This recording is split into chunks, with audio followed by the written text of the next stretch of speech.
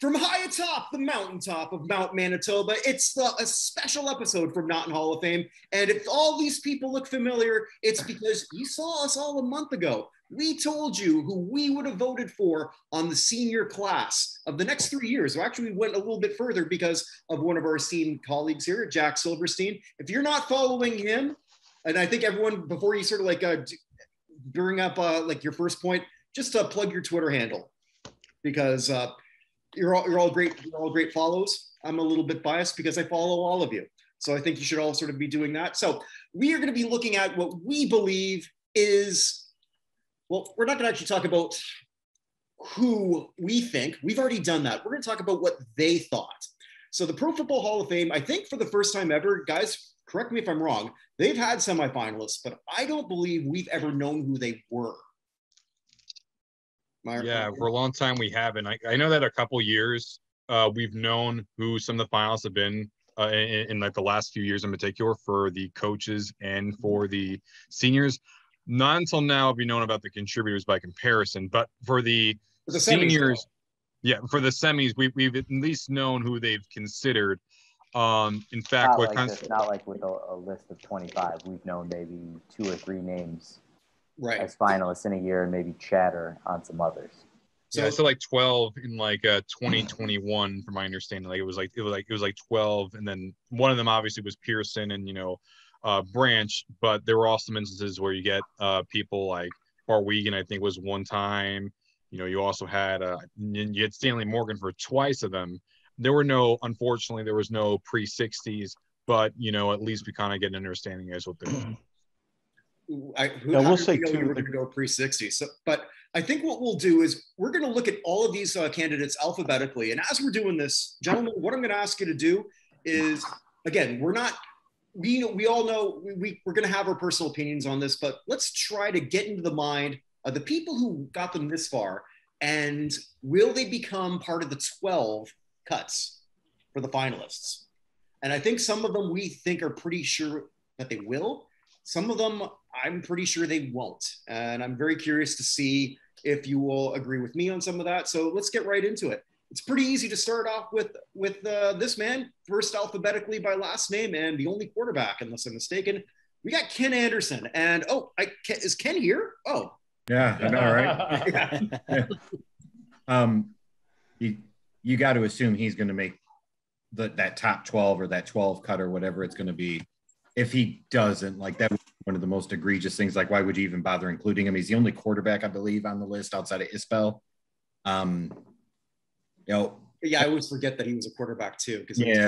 I could go on and on about how Anderson's numbers are better than his peers, such as Bradshaw, such as Staubach. Like, that's not opinion, that's factual. We talked about we talked about this. But the rings, Jack, to the point.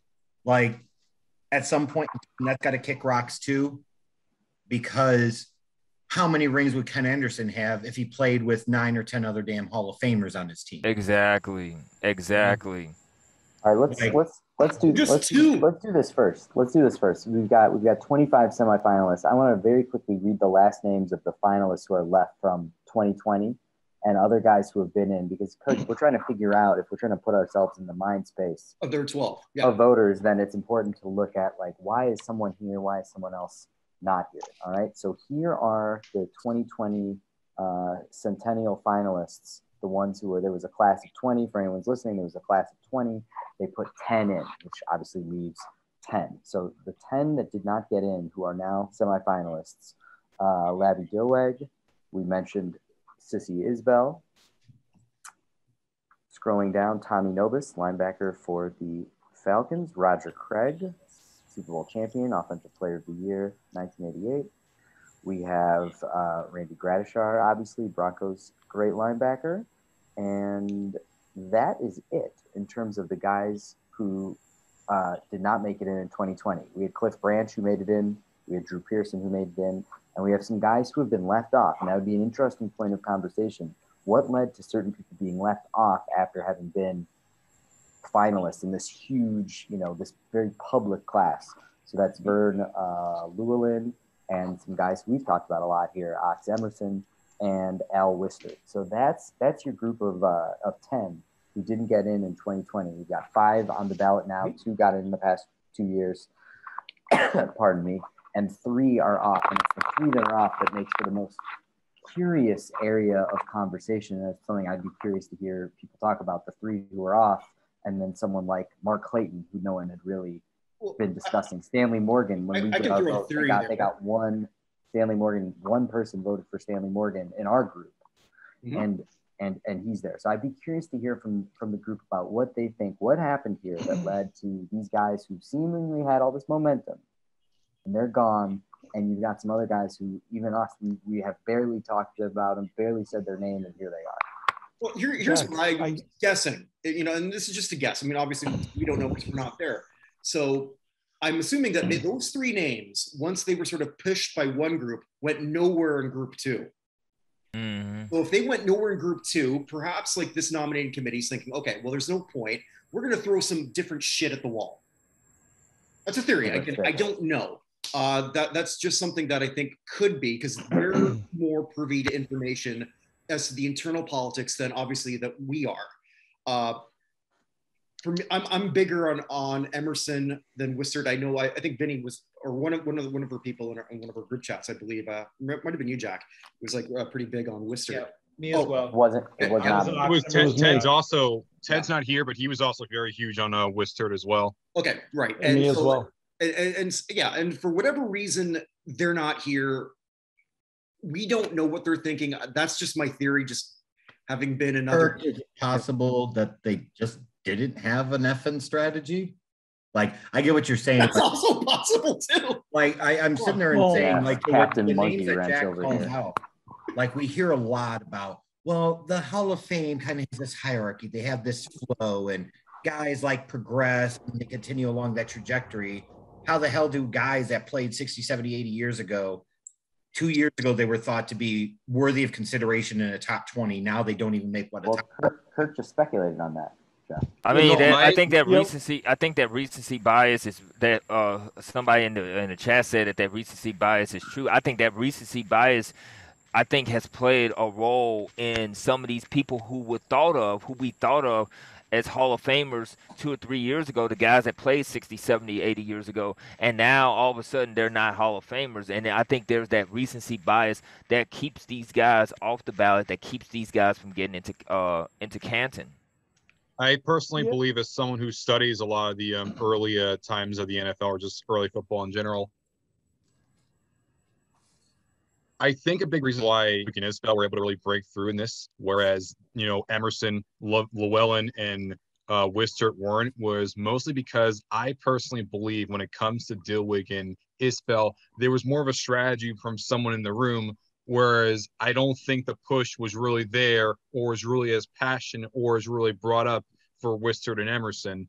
Plus, not only that, when you deal with the fact that when you look at just the seniors itself, outside of Isbell and Dillwig, everyone else is from the 60s or later on. So it's also a lack of an understanding of people from that era, but also from a lack of a push, a lack of a really organized push from within it. So Can I ask you a question? Sorry, go ahead, please. No, I just had a question, and I don't think it's been answered yet, not so much by us, but with the transparency of the process, instead of having the usual 9 seniors committee members, they were expanding to 15 or 12. I can't remember the number. 12. It was 12. Okay. What the X factor is, who are those extra 3 people? And are all 9 of the existing seniors committee people on it?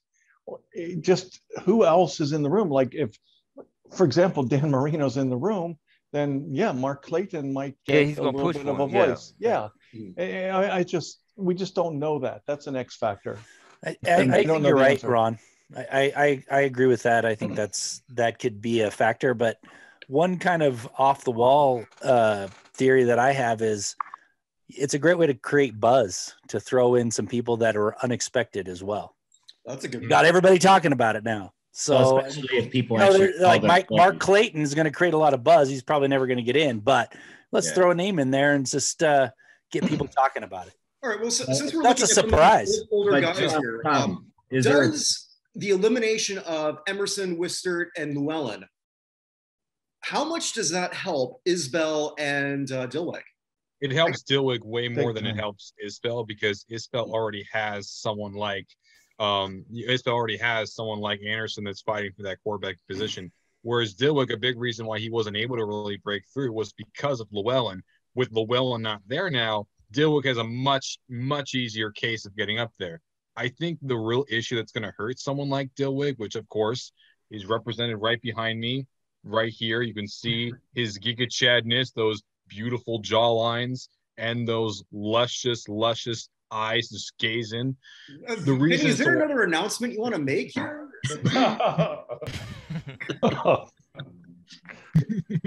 No, I'm not judging. I think that's all great, I'm doing. No, Who's there? No, I would say without the other, seniors, Dillwig has a much easier case of getting up. What's really going to hurt Dillwig is just because he played in the 1920s. That's what's actually going to really hurt him in the end. And as much as I want to see Dillwig make it, I don't personally think he will, just because, I mean, as someone like my situation, do you expect me to really put faith in these people? No, I can't. But now we've got only 2 guys as opposed to like 5, where it's not like we have any footage. So we're pretty much going by, and Jack, to yourself, I mean, like, follow everyone, follow Reed, Jack, because you're the way you just sort of like look through old newspapers and just like everything. I mean, that's sort of a big deal. Something that I've got to do a little bit more. Yeah, newspapers.com, baby. That's where it's at. Right.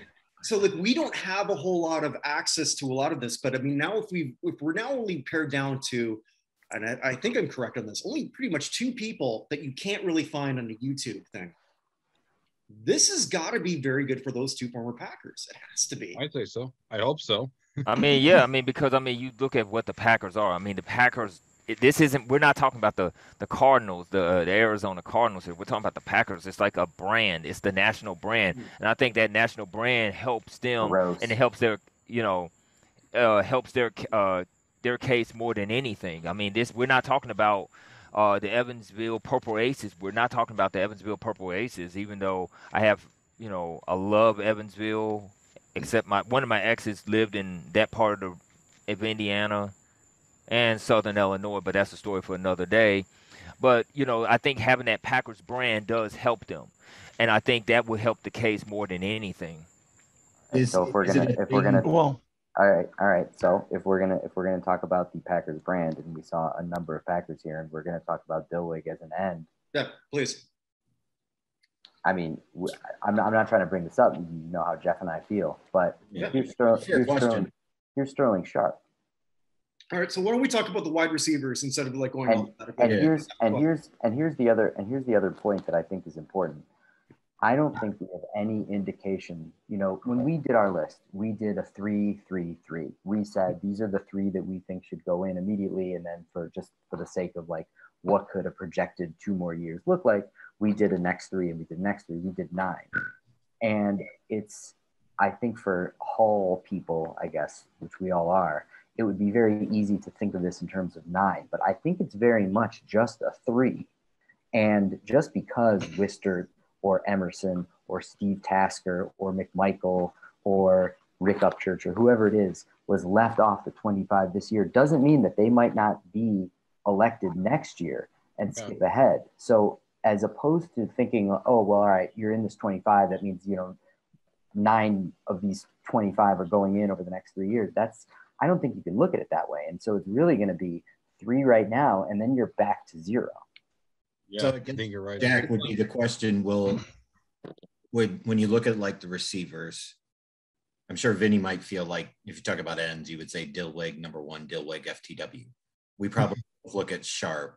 Like, to me, there's a piece of it saying, if somebody's actually trying to, it's not meant to be insulting, but we got to be honest here. Like, if you're trying to trot out Stanley Moore and Mark Clayton and say these are equivalent players to Sterling Sharp, like, give me a break. Then you've not seen right. I mean, that's like comparing apples and oranges. Right. So what I'm saying is maybe their presence actually helps a Sterling Sharp, because if you were presenting in that room or talking about it in that room, if you can't clearly establish a distinction or differentiation there, like there's something seriously wrong. Now it starts getting to the nuts of are they going to try and get in like double team a Howley and Gradishar to clean out a little bit of the linebacker queue, and you only got 3 spots. But maybe that presence helps them, or maybe the fact that both Dillwig and Sharp there hurts both of them. I don't know. Well, I think with Clayton and Morgan, I think they're both sort of like those. Again, my theory is just like throw stuff at the wall and see what sticks. Well, I think, you look at Sterling Sharp, his era, he was a very dominant player in his era. Stanley Morgan, pre-80s, pre that kind of blow up with the passing game really taking off. And then you get all the way back into the 20s and 30s with Dillwig. So I think you got real distinct different levels of receiver there that you're looking at. And I don't think you really can kind of compare them against each other, but I think the closest you can relative to their dominance against their peers, Chris. Dominance, the dominance against the peers is very important. Like dominance in the era, yeah, for sure. Like that's where I'm saying the distinction differentiation comes in. Sorry, Ryan. I was just saying that Dillwig was all decade for the 20s, I believe. Correct, Vinny? He was all decade, and he was also on like 5 other all decade teams during that era. Yeah, so like he's pretty unanimous all decade. Right. Morgan and Clayton. I almost said Duper. What's the difference? Close enough. You still got the first name right. Put them both in, like the Sedin twins.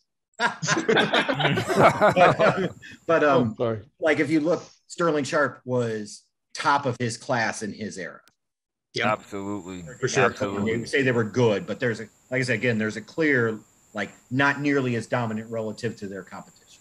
Well, Sharp is a Super Bowl and an injury away from being Terrell Davis. That? No, he's a Super Bowl and an injury away from being Terrell Davis. Kirk said. No, you're talking about Sharp. He's referring to Sharp. Yeah, I definitely agree with that. No. He's a Super Bowl and an injury away from being a first ballot Hall of Famer. He is. Well, in terms of what the Hall of Fame process is, but I'm saying he's closer right now. Okay, I see what you're saying. He's closer right now to what Terrell Davis's case was than he would have been if he had played 2 more years. I would say his case is Megatron. What's the difference? Like, how much difference was there really? Another maybe season or 2 for Megatron? Maybe one season away from Megatron. Maybe one season away from Megatron. I mean, I think to me, and to add into that point, Sharp, he plays 2 more years. He had played in '96. He would have been in the Hall of Fame, got that ring, and he would have been first ballot Hall of Famer. I do think one of the things I thought about, because I'm probably like the youngest person on this thing. I'm probably one of the youngest. But the thing I thought about today before we started is the fact that if you want to talk about one of the most important draft picks in Packer history, you have to talk about Sterling Sharp. And I think also the fact of the matter, one of the things I talked about is this: people of my generation, and I thought about what you said, Jack, about how the Bears are so much closer to being the Lions than they are the Packers. I'm like, people would stop quoting that back to me. Jeez, how's that work? But you did. But you're not lying. Like, I'm not lying. You weren't lying. He wasn't lying because if you're under the age of 40, you don't ever recall the Bears being better than the Packers. The Packers have been, in my lifetime, and I'm 30. I'll be 36 in October.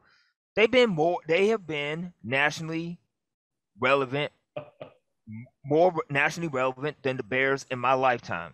And I think Sterling Sharp started that trend and getting the Packers back to a national relevance. I'll look at it from my perspective as someone who's 23. Do you want to say how old you are first, though, before? Ryan, you say you're the youngest at 36. I think I'm 23. I'm 23. Oh shit. Well, damn, you're old enough. Vinny has lived a hard 20 years. But I want to bring up the Megatron point because I think it's very important. Somehow correct me if I'm wrong, Calvin Johnson was first ballot Hall of Fame. He was. Yes, he was. He was first ballot. Everybody seemed to be pretty aligned with that. I personally was not. And I was 50-50, but I thought about the Sterling Sharp. First I ballot. thought about the Sterling Sharp piece. When you look at some of the numbers, like the actual brass tacks, nuts and bolts, Calvin Johnson's numbers look better because he played in an era that wide open, was predicated on passing. However, hold on. However, I believe, if I'm not mistaken, he had more, Sterling Sharp did in his career, more seasons in the top 5 in receiving yards and either as many or more receiving touchdowns in the top. Johnson did. Well, you know, I think we have a pretty good case for Sterling Sharp. Well, we definitely do. And we've already sort of, did we pick him in our 2023, 2024, 2025? We did put him in, we did put him in our the second group. But there's a wide receiver we're not talking about. And there's Otis Taylor. Yeah, AFL. Right. So, correct me if I'm wrong. And Evan and I were talking about this last night, and I'm going to promote on the weekly Hall of Fame show that you can catch on all the channels on the Bucknerverse. Yeah. See what I did there? All right. Yeah, that's self-promotion. Didn't see that. Right, but I mean, I love Otis Taylor, but is he even the best AFL receiver who's not? Nope. No, I would say it's Lionel Taylor or Powell.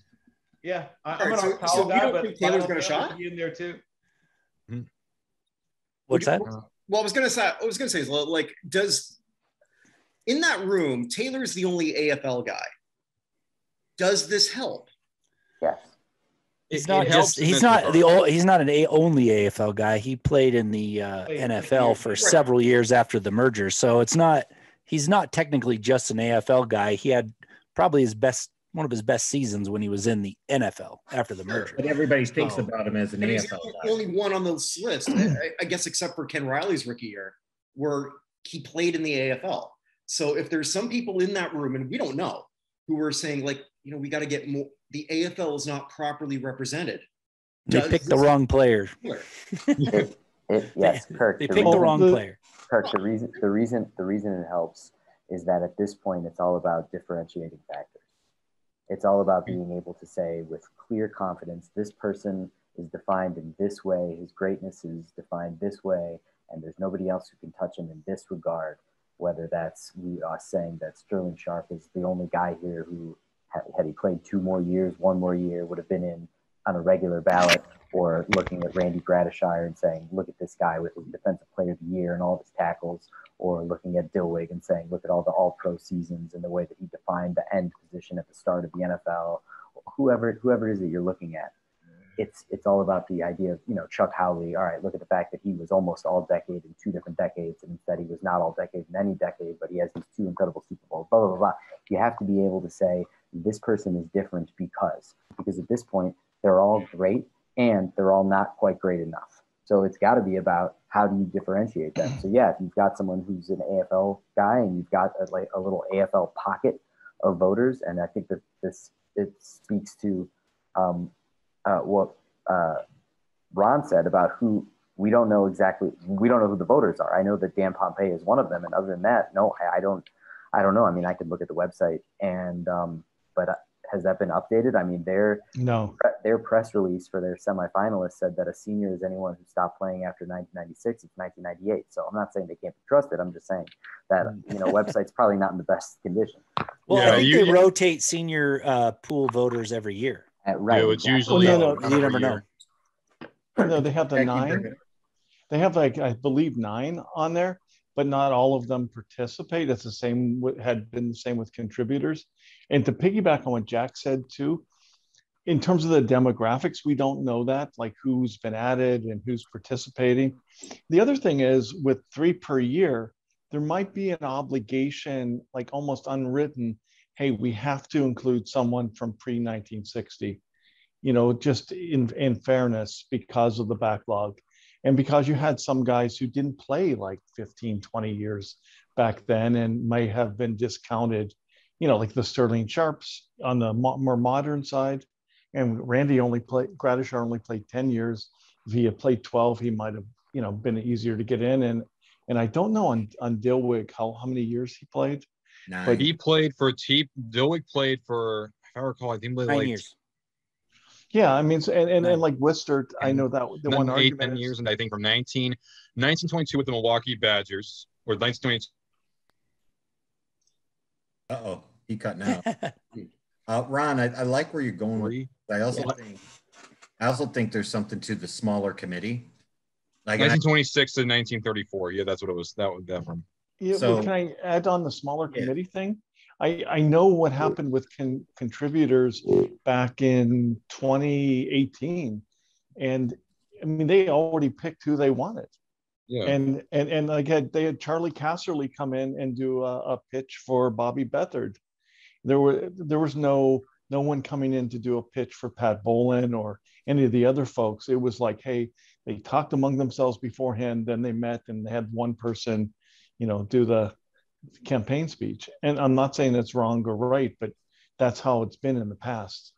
Well, I think for the contributors like that, that's crap if they do that. They shouldn't be in the committee that's lazy. Like we should call that out as lazy to sit there and say, hey, we're only going to really do our homework on one person here because we've already made up our mind with them. Why even bother having the process? I think didn't you with the smaller committees being fixed? Because even when I look at this last class of the regular Hall of Famers, like we get some screwball shit. Bryant Young getting into the Hall of Fame over some of the other names he got in. I don't mean to keep bringing that up, but that's screwball shit. If that happened in a group of almost 50 people, I think to Jack's point, when you talk about the differentiation of somebody like an Otis Taylor, I think Ryan put in there, like, it can be very fickle. Yeah, it might not take much to move enough of the room to be able to say this is the one. And Ron, I love your point about there could be some like unwritten code or obligation. Like part of the trade-off for expanding is we have to clear out some of this other backlog, and maybe some more modernish guys do take a bit of a backseat. We don't know. Well, maybe that's why only one of the 1920s, 30s guys, like Worcester and Emerson, they only went with one this time around to kind of give those guys a fair shot next time too. Yeah, I mean, I think I would definitely say that I can kind of tell that the committee definitely doesn't know much about them, or at least doesn't really care much about them, which is annoying. But at the same time, I'm used to it at this point.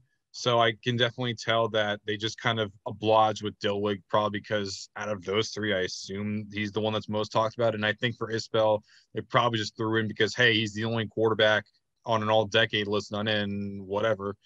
Hey, smile, everybody. Hello. What is Big Brother watching? But outside of that, I don't really know. Like my main point is that I think when it comes to guys that we could really look at who we think they're definitely going to go with, I want to try to go to this. I know that, Ron's very listening to what I'm about to say. I think with the advent of three people, I think there's at least one person that we could probably think is definitely going to make it out of these. And I personally think it's going to be Gradishar. What do you guys think? I don't see how he doesn't. I think it's going to be two people that we know are going to make it, and then one surprise they'll sneak in. I think I see Gradishar. I see Gradishar, and I see Anderson. I see those two getting in. Of those two, and I think I would be shocked. I would honestly be shocked if Taylor gets in, if Otis Taylor gets in. Well, if we stick with offensive skill players just for a bit, someone we haven't talked about, one I'm personally huge on is Roger Craig. Yeah. Roger Craig, to me, is the type of player we see a lot more in today's NFL. And he was really the first to sort of do that as your true dual purpose, former offensive player of the year, 3-time Super Bowl champion, I believe. Vin, correct me if I'm wrong. I think it was 3. Someone correct me if I'm wrong. Okay. He won. Yeah, he won three Super Bowls, 4-time Pro Bowler, receptions leader. Okay. All Pro first team All Pro in 1988, second team All Pro in 1985. All decades team. Mm-hmm. A hell of a fucking American. Oh man, like just a great player, and maybe I'm considering he played fullback technically the first 4 years of his career. That's true. He turned 62 this Sunday also. Yes. Craig is someone who I think has an excellent shot. Again, correct me if I'm wrong. I think with the exception of 2020, he was only a finalist once before.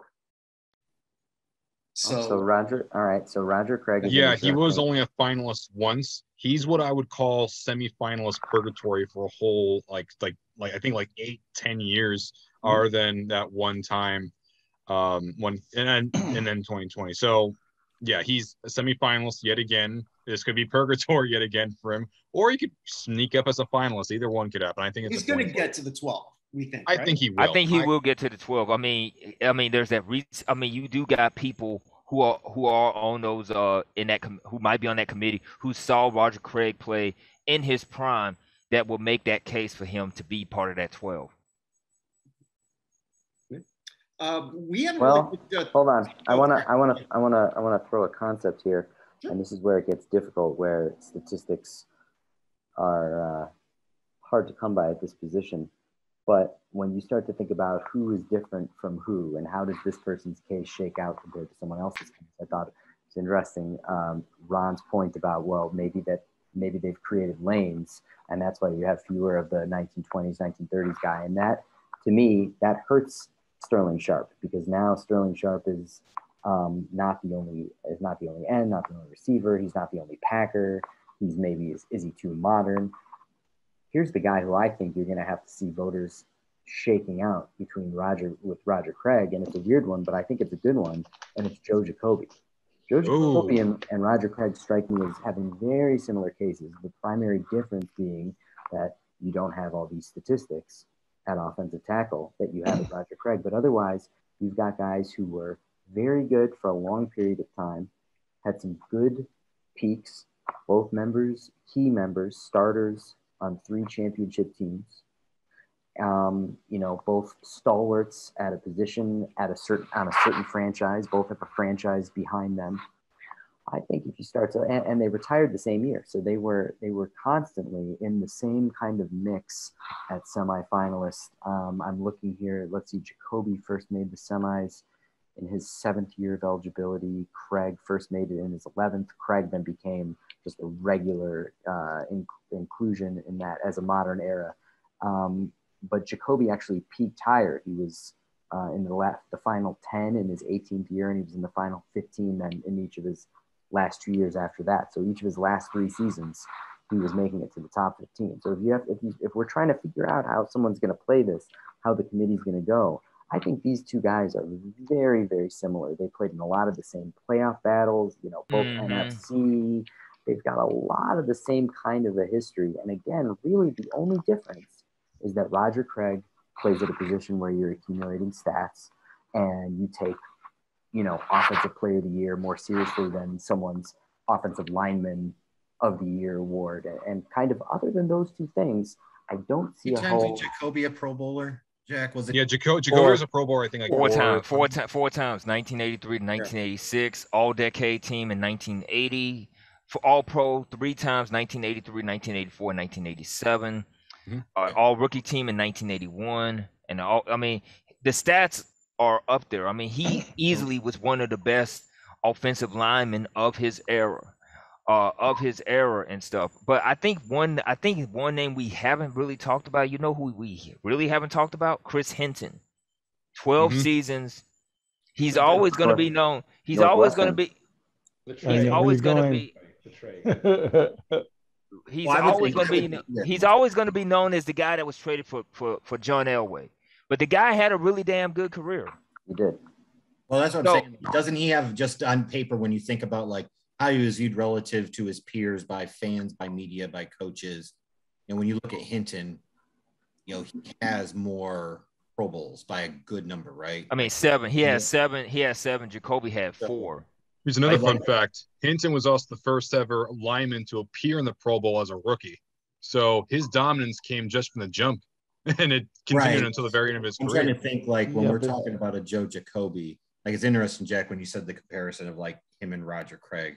I wonder sometimes at the presentation of Roger Craig, what I really hear is like, how much does it focus on like something I posted there is that 4 times as like a running back or fullback, he was top 7 in the league in receptions.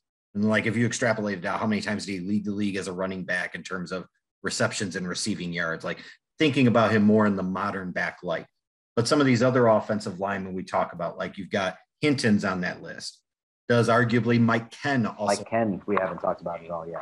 Oh, Jacoby, like maybe these cancel each other out, but I could see like a little differentiation there. I'm glad somebody brought up Chris Hinton. But there's a guy who actually has more finalist appearances than anyone else, and none of us have brought him up yet. And Bob Kuchenberg. Yes, Bob Kuchenberg. It could be his time. It could be, and this will sound awful, but the fact that he's dead helps him because a lot of people didn't seem to like him when he was alive. Oh, eight damn. times. 8 times he was a finalist, and he missed every single 8 time. I remember I actually spoke to his granddaughter about the situation not too long after. He said that it often pained him always going to that room and always being told no every single time, and how much that affected his. It affected also her parents seeing that and knowing that, once he died, she's upset the fact that he's never going to get, he's never going to be seen alive. And the only chance he got to see it while alive was getting turned down a total of 8 times when in the hotel room. And yeah, it hurt her. It really did hurt her. It reminds me, Vincent, it reminded me of what happened with Eddie Sutton when he was with Eddie Sutton when he was finally elected to the Hall of Fame, and they elected him like about 4 weeks before he died. And I was so fucking pissed, because I'm like, how do you not put him in the Hall of Fame when he's able to actually give his induction speech? This guy was the first guy to take 4 different schools to the NCAA tournament. He took Creighton, Arkansas, Kentucky, and Oklahoma State. How do you not put this guy in the Hall of Fame while he's able to bask in it?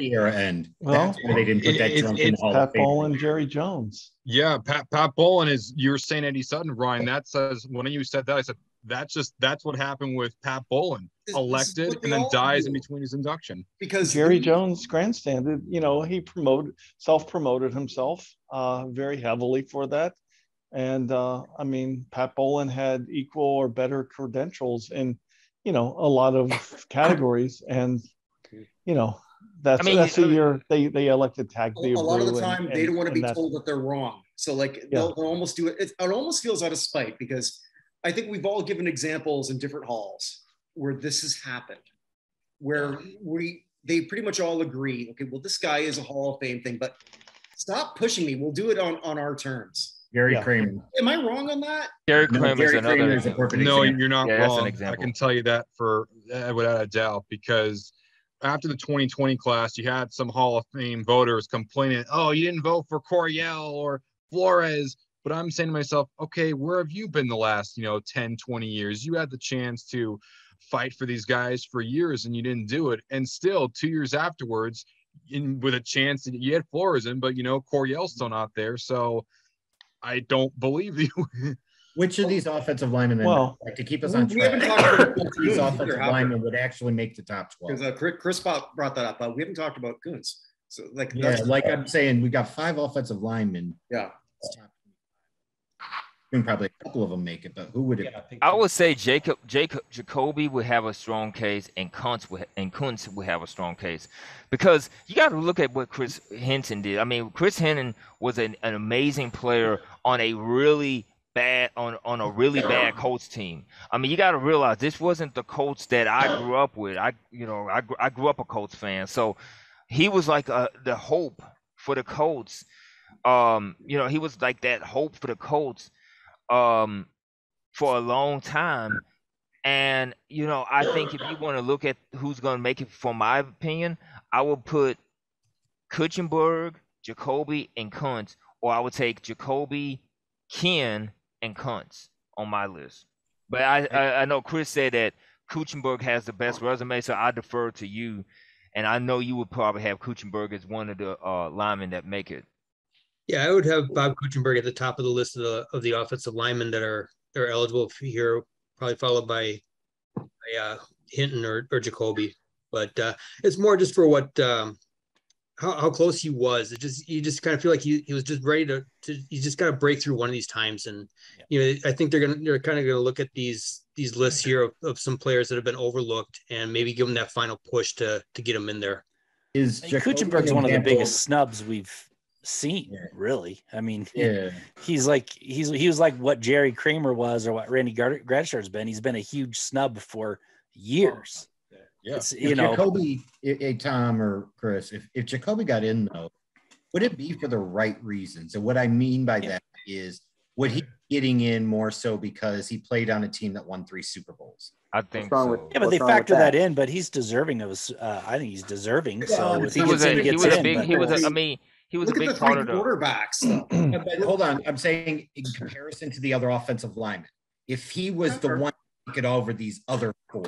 I'm not trying to say whether Jacoby's worthy or not. I think you have to make choices. Like I think it'd be kind of a slap in Kuchenberg's face to Jacoby to get in sooner. So yeah, I mean, I think it would be a bit of a surprise to me for him to leapfrog Kuchenberg or some of the other guys, because he literally just went into Jacoby just got into the Senior Bowl. Yeah, he just did, and that makes me. But the other thing too is like, and I don't mean to change gears on the offensive lineman, but someone like Clay Matthews, who didn't sniff even close until his final year, and all of a sudden he gets this big campaign, and then all of a sudden he's almost gets into the Hall of Fame. If the same voters who were on that committee or who were voting, some of those people that were pushing for him are on this senior committee, you may have a surprise. And oh my God, Clay Matthews Jr. is a Hall of Famer out of the blue because of what happened last year. I mean, you never know. I mean, it's going to be, I still think there's going to be 2 people that we think, oh, those are no brainers. And then somebody out from left field that were like, what?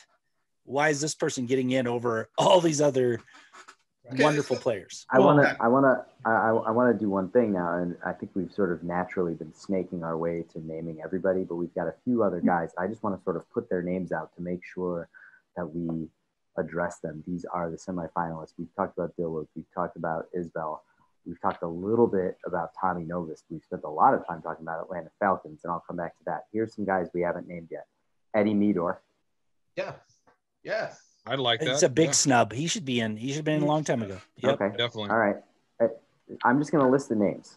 We'll just pause here. I'm just going to list the names. Eddie Meador, White Shoes Johnson, Lester Hayes, Emerson Walls. You just mentioned Clay Matthews, Chuck Howley, who we talk about a lot, but we haven't talked about much tonight. Mike Ken, we've said. Ken Riley, we haven't talked about much tonight.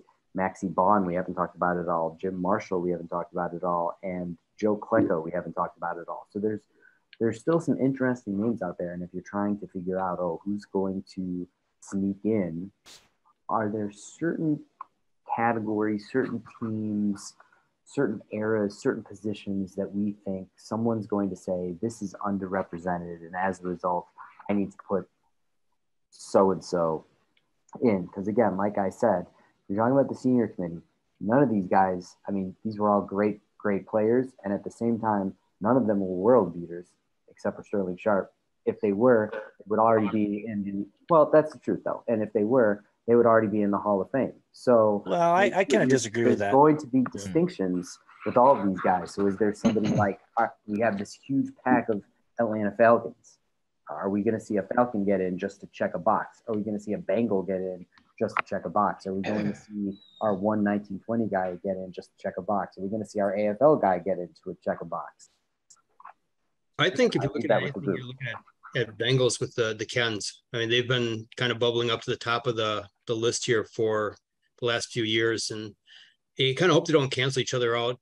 Plus, Bengal Nation has been pretty good about getting some of those campaigns going on the social media recently. They're kind of getting behind Willie Anderson for the modern era. So I think you're seeing some momentum building behind the Bengals there.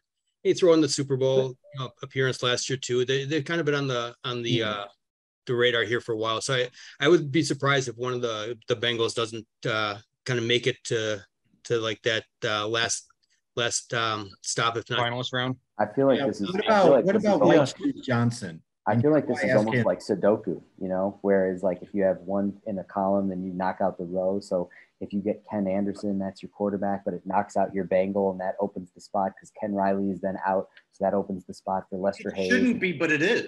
Raider, and now Yeah, that it would knocks for me. out.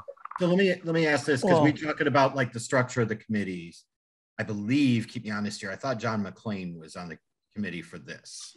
I think he is because he would be definitely on that list. Well, because I say this is where I glean contributors to start the contributor conversation, but to yes, please. Example, no, not yet.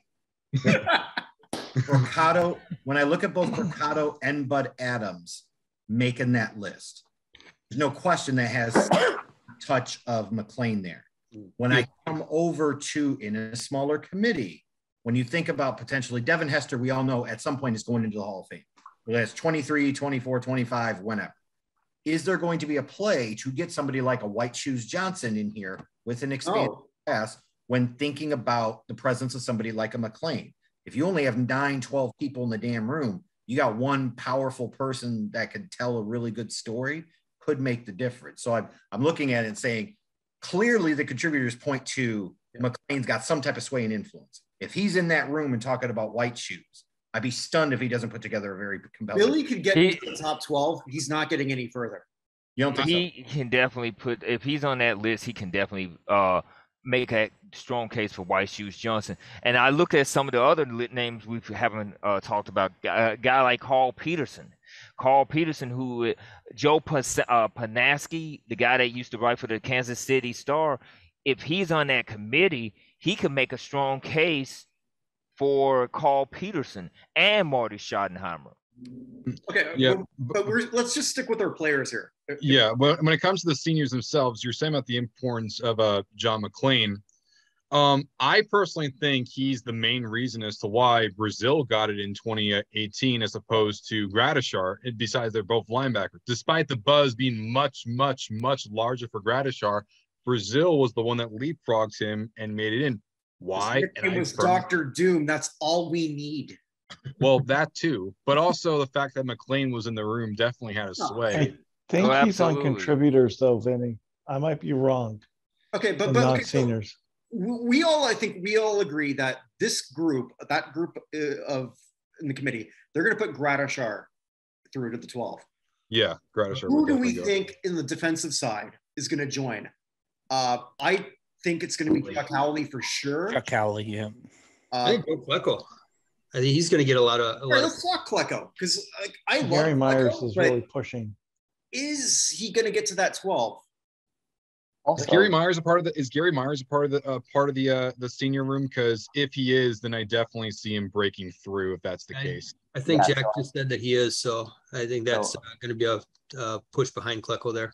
Yeah. So assuming that the Pro Football Hall of Fame website is up to date, these are the voters that they have listed as the senior committee: Darrell Ledbetter, Dan Pompei, Rick Gosselin, Jeff Legwold, John McClain, Frank Cooney, Howard Balzer, Ron Borges. Ron Borges. First, I thought you say Porges. Thank you. Borges. Bob Glauber, and sorry, Ron. Sorry, I don't know how to say your last name. Bob Glauber, Gary Myers, Ira Kaufman, John Zarnecki. So those are your 12, assuming that that's up to date. So Pompei is on that 12, and he couldn't get a single bear through. You can quote me on this, damn Pompei. Hey, Jeff Legwold. Guess where Jeff Legwold's based? Come on, man. Denver. Yeah. Well, isn't Pompei hated by most people in Chicago anyway? No, I don't think so. No, not everybody's hated by everybody in the world. Dan Pompei right now at this particular moment sucks. He didn't get Fortune or Hilgenberg in there. To hell with him, Jack. And you could. Hey, he got not to talk about the other side, but he got Shaughnessy through. Hey, this got to mean something. I'll quote you. I like Dan. I mean, that's you give him a gold star for that. I mean, but you give him a gold star for that. And by the way, Clark Shaughnessy, whatever the fuck his last, I don't know how you pronounce it. Shaughnessy, he coached at Tulane University here in New Orleans. Yep. And that's why they got the arena here. That's how we got that arena. So we were asking Kirk about the defensive players. Yeah, I was. I mean, like, I think people think that we know we're all convinced Gradishar is going to the next 12. Yes. Howley, we just said. What are the defensive players that are going to join him? Is Maxi Bond going to be one of the other ones? I think there's a good shot. What do you guys think? You're saying with linebackers too. Like now, noticing the fact that you have Gradishar, you have Nobis, you have Howley, and you have Bond. I don't see, obviously, not all four is going to make it to the next 12. And who's going to be on the outside looking in? Well, we know Gradishar is going to make it there, but then who's going to be joining him if there is a second one? I mean, if you want to go based off of just Pro Bowls alone, you know, Bond's your guy. But if you also want to go back off of Super Bowls, you could also say Howley's your guy. But if you want to go with that under-the-radar person that may not have gotten a lot of attention, but was arguably just as good as the people at the time, you could say Nobis is your guy. So really, you have three different avenues you can go for the other linebacker. Oh, good. Paul's here. Awesome. Let's also note this: between the two of them, Chuck Howley was not in that 2020 group. Tommy Nobis was. So that's been part of the challenge, I think, that we're all grappling with right now, is to what degree is there some kind of, you know, checklist consensus that, you know, guys move through? To what degree is there a queue? That's really the question, because, you know, as much as we're saying, oh, let's talk about, well, who's the 12 going to be? The 12 is, it's, if there's no queue, and if people like Mark Clayton can pop up and someone like Al Wistert can just drop out, if there's no queue, then 12 is irrelevant. It's 3, and then you're back to 0. I just want to acknowledge here, Paul Lawrence has been able to join us here. So, Paul, we're looking at the defensive side. We're talking about linebackers, Paul. We're mentioning your boy Howley. Oh, we're all going to looks like now he's in his trophy room in his house as a high school football coach, where he's won like 8 district championships. I mean, he's showing off. He's showing off, man. Listen, if you were part of the county, you would already be inducted already. I would have already written your birthday post already. Oh God, Ryan said Jim Marshall. Can we talk about this and get this out of the way? Because you might be right. Like if he made it to the 25, maybe. You know, okay, let's talk about Marshall and Matthews. Like, to me, there's a lot of similarities. Two players who've been around a long time, were never the best, but have fervent fan bases. To both advance to the 12, and if so, who's got bigger momentum, Marshall or Matthews? I would say Matthews. I would, and the reason why, the Browns fans. This is Northeast Ohio we're talking about. You got Northeast Ohio, you got the Browns, and these guys and that region, they love their Browns, and they have those memories, those fresh memories of Clay Matthews playing on Sundays. You know, even though people in my age group didn't see him play, we know Clay Matthews Jr. We know about those stories from, you know, the kids in Cleveland who grew up in Northeast Ohio. They know about those stories. So I think he gets the momentum. Clay Matthews Sr., he's going to have a lot of momentum getting into that 12. Actually, it's Clay Matthews Jr. The son that we know of is Clay Matthews III. Oh, Clay shit. Matthews Sr. debut. No, don't worry. People confuse it all the time. And the other Clay Matthews also played in the league. They all played in the league. It's a rule. If you're a Matthews, you have to play.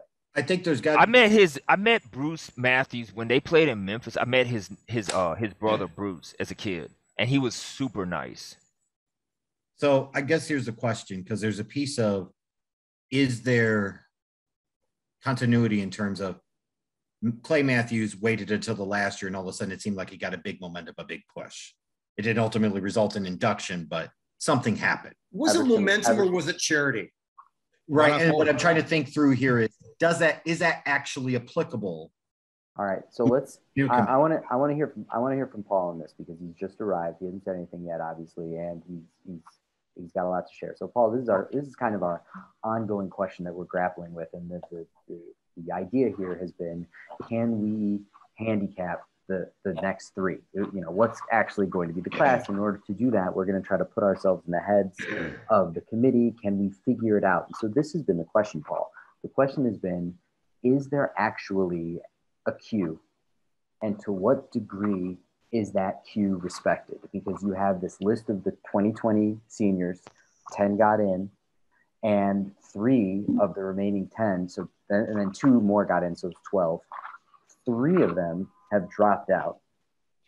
You've got guys who jumped in who we had never, as a group, spent a lot of time talking about. We've spent a lot of time talking about a lot of people, and we have not spent much time talking about some of these other guys. Jeff was just making a point about Clay Matthews coming up as a modern era nominee toward the end. Everson Walls made it into the semis in his final year. Roger Craig was always up in the mix. Joe Jacoby. Is there a queue, Paul, in your view, and to what degree is that something that should be reckoned with as we try to handicap what the 3 is? So I think it's really difficult to do that for a couple of reasons. Remembering this year, the process has changed, right? So we have 12 voters on the committee. So there's 3 new. I don't know who they are because I haven't seen the entire 12. So the dynamic is a little different, right? Then we have this process where for the first time, right, we're seeing these semifinalists. So we have no idea. Like, for example, we talk about Clay Matthews. He could have been a player that got a lot of consideration last year, but we would never know that because we didn't see the 25. We didn't have the 25. When they got to 12 or 15, where the number was last year, I think he was in that group. We knew that informally. So we're kind of getting a peek into the process we've never had before. Plus the process has changed, especially with adding 3 more voters. So I think it's really hard this first year, not first year, but you know what I mean, to think about what the queue might be because we really don't know. The only queue that I'm going by myself is, again, if you go back, and we've talked about this, right? We haven't known the seniors that have been considered most years. Those lists have never been revealed. But occasionally they sneak out by voters or by others. And there are names that we know have been on that list and have been in front of the committee when they met in years past that are at the top. Gradishar is in that list. Howley's in that list. Nobius is in that list. Craig is in that list. And there's several others. We also know, right, that there's a few of these guys that were considered as part of the Centennial class, right? So that's Gradishar and Craig. So there's a queue. And, we know, right, the seniors committee in the last 2 years has picked players who were in the senior class finalists as seniors, right, Centennial class, and didn't make it. If there's a queue, and again, the last 2 years, yeah. It's hard to say, right? If there's a queue, that's where I think it lies. I don't think it lies with Everson Walls or Clay Matthews, who have been recent modern finalists and got to that finalist stage, weren't elected, and then move into seniors. When the list goes out to 25, yeah, they're falling in there. But there's still 8, 9, 10 guys on this list who we know previous committees have considered. And I think if you're going to do the odds or weighting of all of this and think about a queue, those are the guys that are setting prime to be elected. And I really think we also get a clue, you guys may have talked about this, is the heavy emphasis, right? There's a lot of guys here who played in the 60s, 70s, 80s, and the 90s. And guys who played pre-60, they're not in there. And that's too bad. It's terrible. It needs to be rectified. But I can see a scenario where the committee's now looking at this. Well, we're going to put 3 seniors in.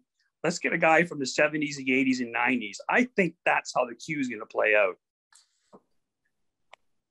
Like that backlog is very important. That backlog is definitely very important to look at. One guy we haven't really talked about. So that could be Gradishar. That could be Gradishar, Craig, Sharp. Yep.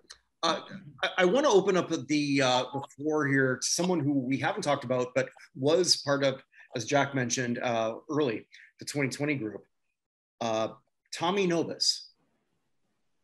And Nobis, it's sort of interesting to see that there was actually 3 former Falcons, which Ledbetter is on. Actually, there's 4 former Falcons. There's 4 Falcons. What did I miss? Ken, Nobis, White Shoes, and okay, White Shoes. Okay, thank you. But and Clay Matthews.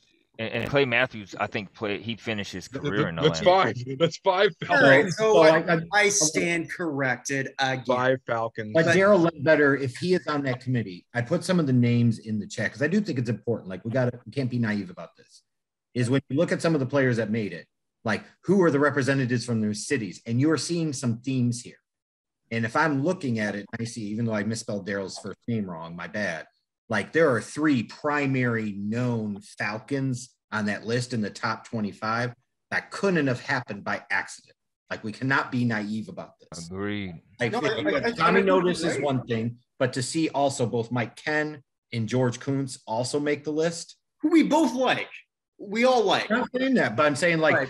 You're right. for 3 of them from one franchise, to Jack's earlier point about like there's a Falcons theme or trend. Well, we see what the theme or trend may potentially be if he is actually a committee member.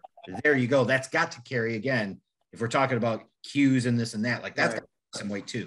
And that might be Paul's point about like if you have one per decade, maybe Novus is that 60s guy. But how do you explain the lack of representation, or that heavy of a representation from other teams? Like, there's one Bronco, Jeff Legwold's the guy there. That's only one. There's other candidates. So, I mean, I watched his part of his speech. Not compared to wasn't. I'm just saying that it's. I don't know. I mean, that it's a good theory, but it's not across the board. That's how we all are. I mean, look, we're all of different fan bases. Like Ryan and I, we're Saints guys. We haven't talked about New Orleans once. We've got 2 Broncos guys here, and we have Bears people pushing for a Packer. I'd like to think we're doing pretty goddamn good. Right, 3. Okay, so well, 2 for a Packer. Yeah. So I mean, like, we don't know what's in that room. And again, I can't help but say that there is individual feelings involved, because how can it not be? Like, through other processes that I've done, I've become sort of acquainted with Richmond Webb. Does that affect? Yeah, well, that's another weird one. Well, yeah, sure it does. So we can't discount personal feelings, especially when we're down to only 12 people in that room taking over for another 12. Mm-hmm. Yeah, but what I'm saying is, if that's the case, why is it that a couple people get 4 and another person gets 1 or none? So I'm just. I think they could be better at telling the story. I think it's also possible that they're better orators. I mean, why do you think Gradishar's waiting so long? Do you think it's because? Do you think Gradishar waited so long because of the case? No, a big reason why a lot of Broncos fans openly attack Jeff Legwold over the years is because they find him to not be a good orator in terms of getting information across. That's a big reason why Gradishar is the only one here, probably not someone else like a Taylor or a Mecklenburg or a Wright or a Jackson or several other names. I think a lot of it has to do with ordering your push. That's at least my opinion. I think the reason why Gradishar was able to get it through compared to all of them is because Gradishar is so heavily demanded as a name that everyone wants him at this point. Or maybe at this point, some of those other people are bullied in that room. It's just like, screw it. Okay, fine. I don't know. Well, I think there's a lot of history with Randy. You know, I think the way, and Vincent brought up a good point. It's about being a great orator. If you can sell water, if you can sell ketchup, popsicles to a lady in white gloves, you're a good orator. And I stole that from best line Tommy Boy ever. I stole that from Tommy Boy. Okay, well, Tommy Boy, Tommy Boy. Well, there was actually a situation with Randy going back over 10 years ago where Woody Page had it as a done deal, and basically a couple people reneged on voting for him and kind of double crossed him at the end. What happened there at the end of that, Ron? I don't know the story. Well, I got bits and pieces because he was meeting with there's a club, like kind of like a fan club, hardcore. They've been in existence for like almost the full 6 years of the franchise. And with the Hall of Fame selectors, sometimes they'll be like, hey, you vote for my candidate, I'll vote for yours, kind of thing. And Woody thought he had all the votes needed to get I believe it was the 75, was it 80%? Am I right? 80%. Yeah, and one person reneged and another was a little bit of a power broker, kind of turned on him, if I understand the story right. Sounds like me and Zach Thomas. but it happens. Stuff like that happens, and I'm not trying to point fingers or anything, but it is what it is. And Legwold's been on the seniors committee for quite a while. He's done a great job advocating for the modern candidates for the Broncos and gotten a lot of credit for it, but there's some sort of disconnect with the seniors. And even as you know me as being a very big champion of, well, now it's going to disappear me, but that's why we've focused primarily on Randy rather than, like some of the other fan bases out there that have multiple guys are like throwing them, like trying to throw Jello at the wall. And it's like, wait, should I vote for Riley? Should I vote for Anderson? Well, what about Ocho Cinco? And, what about this guy? Mm-hmm. And what about Lamar? And it, you just get people splintering, and so we've tried to stay focused on Gradishar. That to me is very important. That to me is very important for looking at this and thinking about, Tom, you had said, how is it that we don't have more Broncos? And Jeff made the point that, well, we've got Dan Pompei, we don't have any Bears. I think the bigger point is not how many people did you get in that room. It's, can you get one of your guys elected? Because they're not going to do an all Broncos.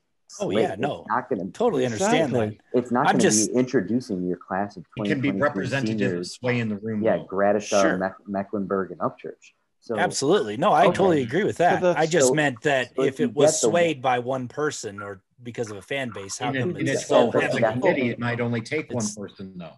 It's possible. And I'm saying, like, if you look at the names that keep posting here, like it's not every single one of the 25. But there is a correlation. But Jeff, what do you think? Hold on, Jack. It may not automatically be a causation, but we cannot dismiss the fact that if somebody has somebody from their city or from that team representing them, it is representative of them advancing in the process more easily than not. Okay, but what do you think? The evidence is there. But what do you think is more realistic?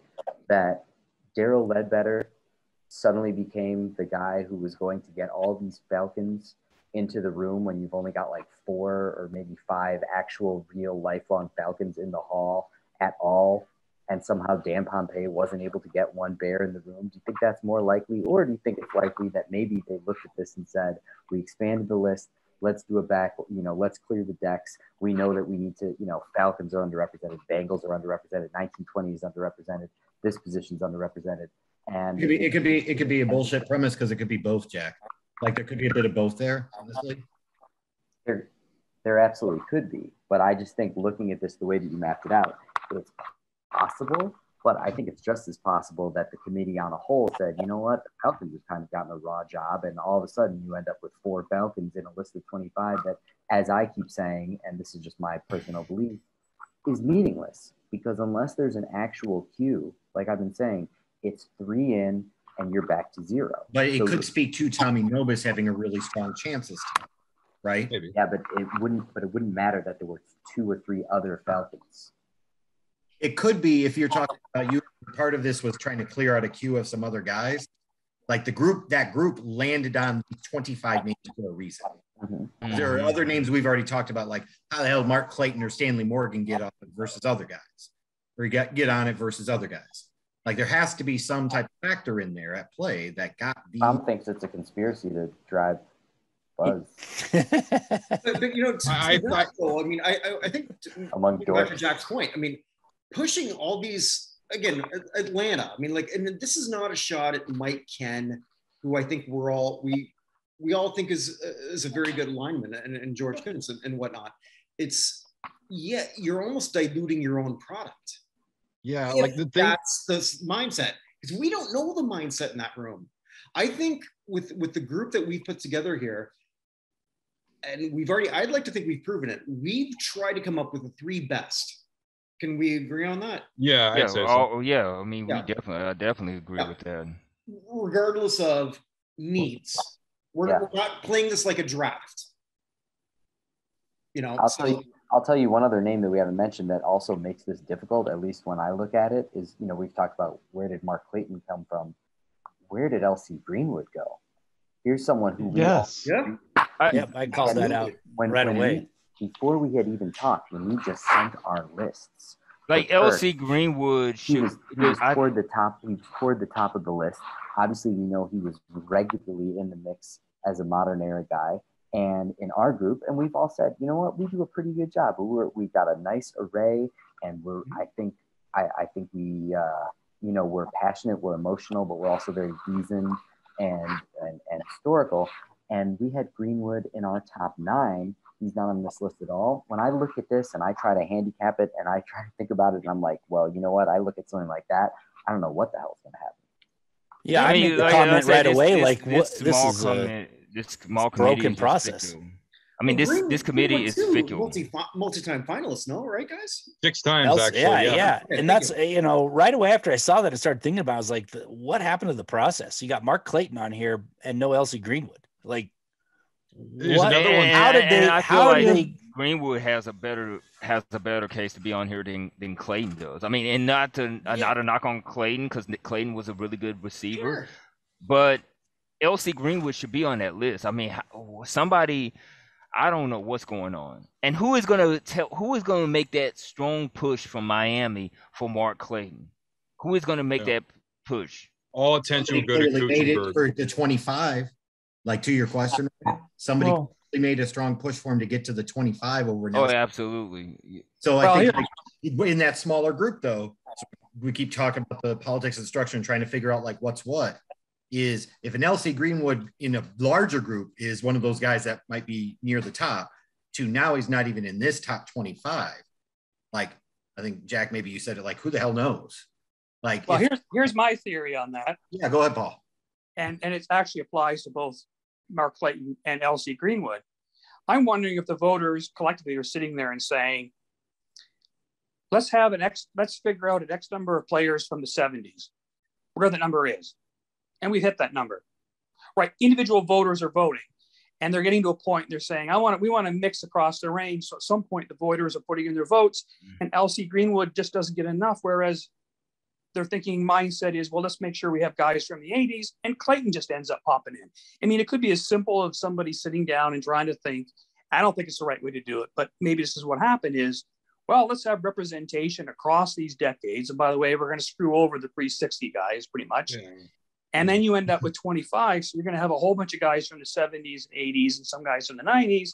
I wonder, because L.C. Greenwood is, from what I can remember, has been considered as a senior finalist multiple times. His name has come up. And he's a guy, like, he should be in the 25. Maybe he wouldn't end up in the 12 they're going to talk about in the next month. But it's that, when I saw that and I saw Clayton, I started thinking, are these guys just sitting there individually and saying, okay, I want 10 guys from the 70s, 10 guys from the 80s, or whatever. And that's where it ended up. That's the only reason I can think why a guy like Mark Clayton is in there and L.C. Greenwood isn't. It's also a weird year. I don't want to hear about, the Hall loves Pittsburgh. I guess because there's no Steelers, but there's actually one other multi-time finalist that still most people don't even think about. Charlie Connerly. He was a finalist 7 times, and he's not here either. That's a very good one. I mean, being from the Memphis area and having spent time in North Mississippi, Charlie Connerly is still a name that people hold in high reverence, and that is because of the Connerly Award. And the fact that he's not in the Hall of Fame and not even on this list is mind-boggling. It's like a lot of great players from pre-1960 that I've heard stories about. They're not on this list. So I mean, you gotta wonder if these people are just throwing mud at a wall.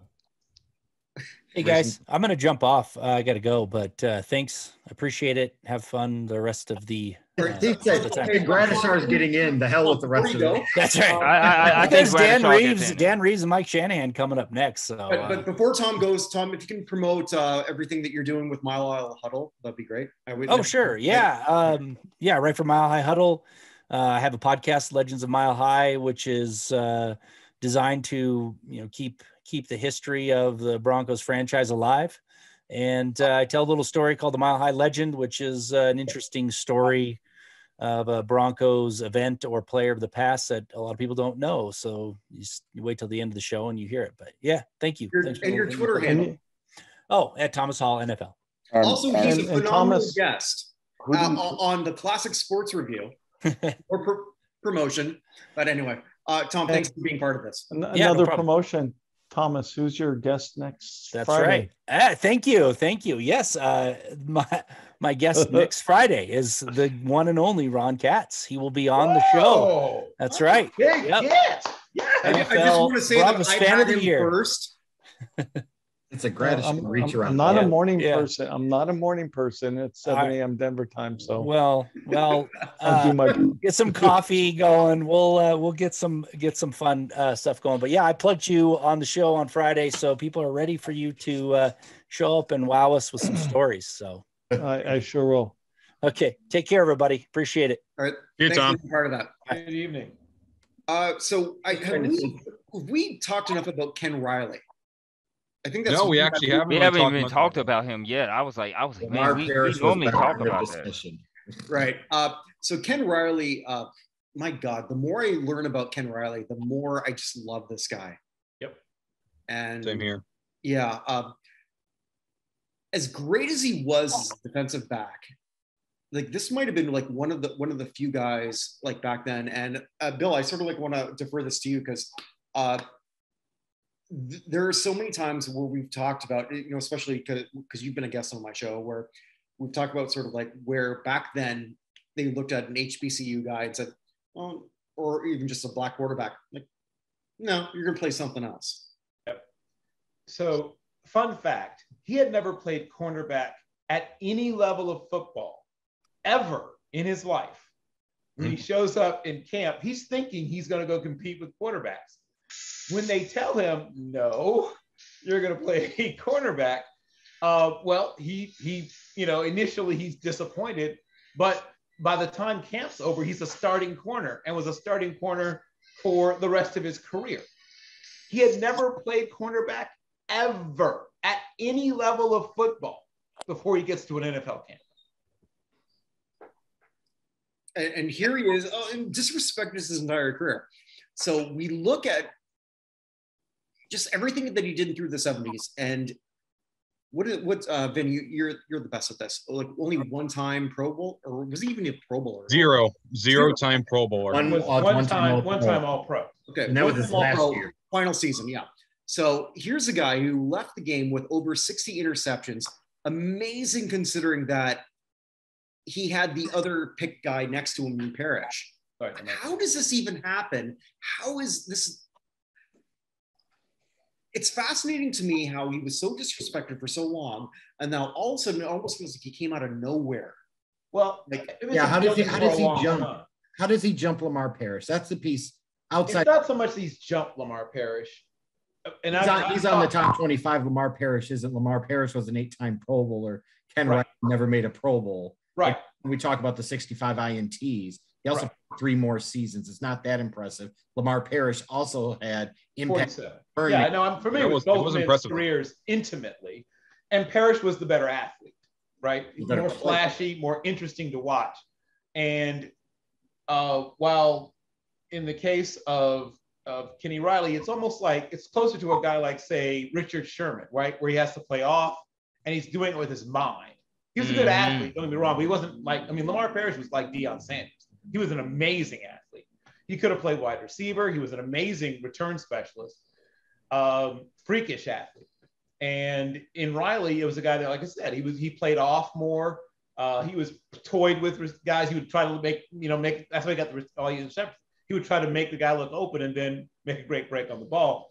Parrish was a guy who could do anything, right? Because he was a classic feet and hips man corner type. And of course, got his hands on people until they told you to stop doing that.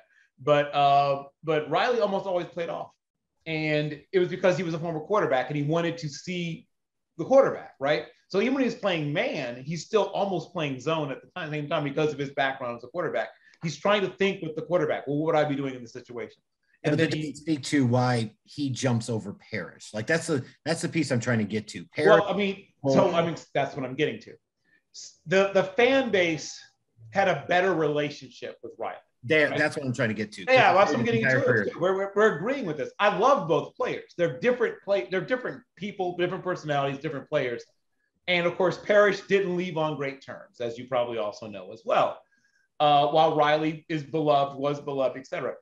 I don't want to make it a Parrish versus Riley thing. They both deserve it, quite frankly.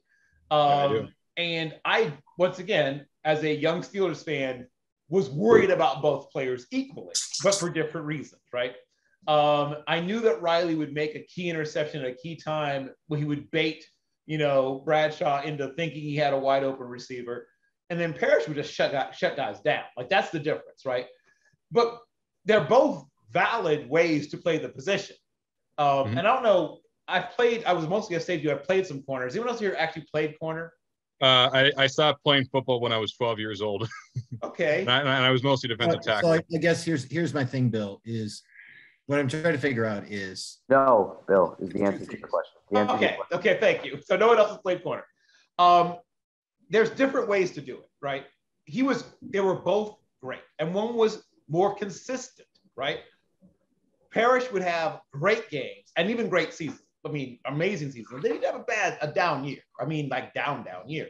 Not many of them, but his last couple of years in the league, he was partially because he was losing a little bit of speed. He wasn't the same guy. Because his game wasn't as dependent upon speed, Riley was able to be the same guy, in essence, at the end of his career as he was at the beginning. And some might say better. Yeah, but the people at the time didn't say better. And that's the piece that I come to. And what I think you hit on were the two things. I think they're crap, but it's probably valid, is that he had 65 INTs and that he's more beloved by the Bengals fan base. So he's gotten more natural, like, push and elevation by the Bengals. Yeah. Right, but you can't look at a guy that never made a Pro Bowl versus a guy that was an 8-time Pro Bowler. Sure. Who had impact on the return game. To your point, like, Ken Riley was a really damn good player for a really long time. Right. Lamar Parrish was better, more of a true shutdown guy. Like, right. Part of the reason they played corner differently. Like, I remember Ken Riley also could get more INTs during his time in the Bengals in the 70s because he was targeted more, correct? Because people didn't throw Parrish's way. So people would right. Some teams would target Parrish. Because Parrish because he was more risky in the way he played, he'd also give up more big plays than Riley, right? Mm-hmm. Once again, I remember these guys vividly. Riley, because of the way he played, didn't give up many deep balls, right? Because he would play it off. Because Parrish was so aggressive, yeah, he would shut guys down, but also he bit more on things and you could get more deep balls on him. So they were different players. I mean, they played the position differently. They had different personalities. They approached things differently. And Parrish was a natural corner. Parrish had been playing corners. He was 9 years old. Once again, Kenny Riley plays corner for the first time in his life in the Bengals camp. So they had a very different approach to the position. You always mention the Parrish versus Riley thing. I always think of it right here. I mean, the Bengals fans themselves are not thinking that. They love Riley because he is a Bengal the whole way through. Right. And as soon as they get both Kens in, they want to go with Parrish immediately afterwards. I've spoken to many, many Bengals fans on the topic.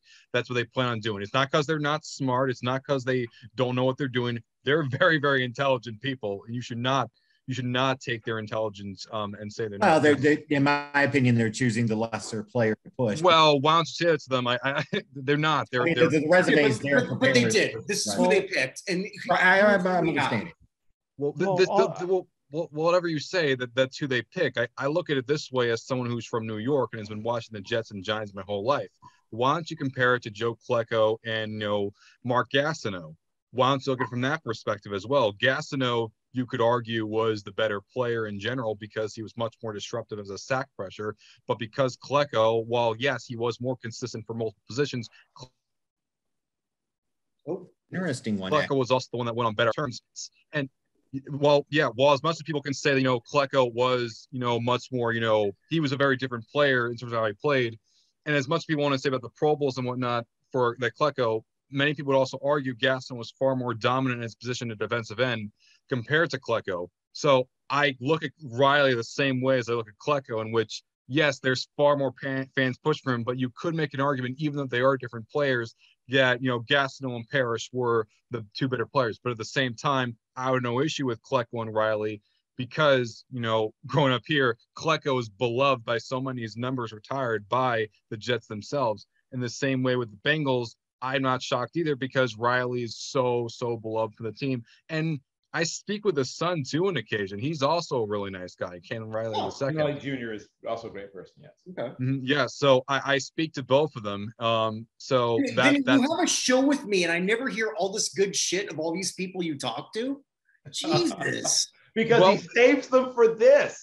I save it for this, Kirk. I save it for. This is what makes people dial into this because you know I'm about Ken Riley. Listen, I talk about the Hall of Fame case for people that oftentimes don't even play the game. They are contributors after all. Yeah, that's why I don't mention this stuff. Okay. So that's why I see Riley as very much like the Klecko of the Bengals. I see him in a very similar way. So I can give an example that's along those lines. If you look at Riley's 65 interceptions, like or hate, Pro Bowl, All-Pro, and all that stuff, you've seen a history with the Hall of Fame selectors lately putting in, if part of it was a safety backlog when they ignored safeties, but you see the Johnny Robinsons, the Donnie Shells, the guys who had the stats numbers for interceptions, and here's Riley, 65, which is more than those guys. In being from Denver, I can give you one example. Although both of these players got All-Pro and Pro Bowls and won All-Decade. Chris Harris Jr., great slot corner, you know, good cover guy, technical cover guy. Aqib Talib, he'd get beat, but he would come up with that big splash play and take it to the house all the time. I mean, give me Talib like 10 times over Harris. And I think with Harris too, like you're kind of seeing, it's hard for me to really say because like Talib kind of reminds me of that Parrish or that Gastineau sort of individual, which, while they would be the better ones, at the same time, Harris also has a lot of, you know, push for being very big on the analytical side, specifically like Football Outsiders, PFF.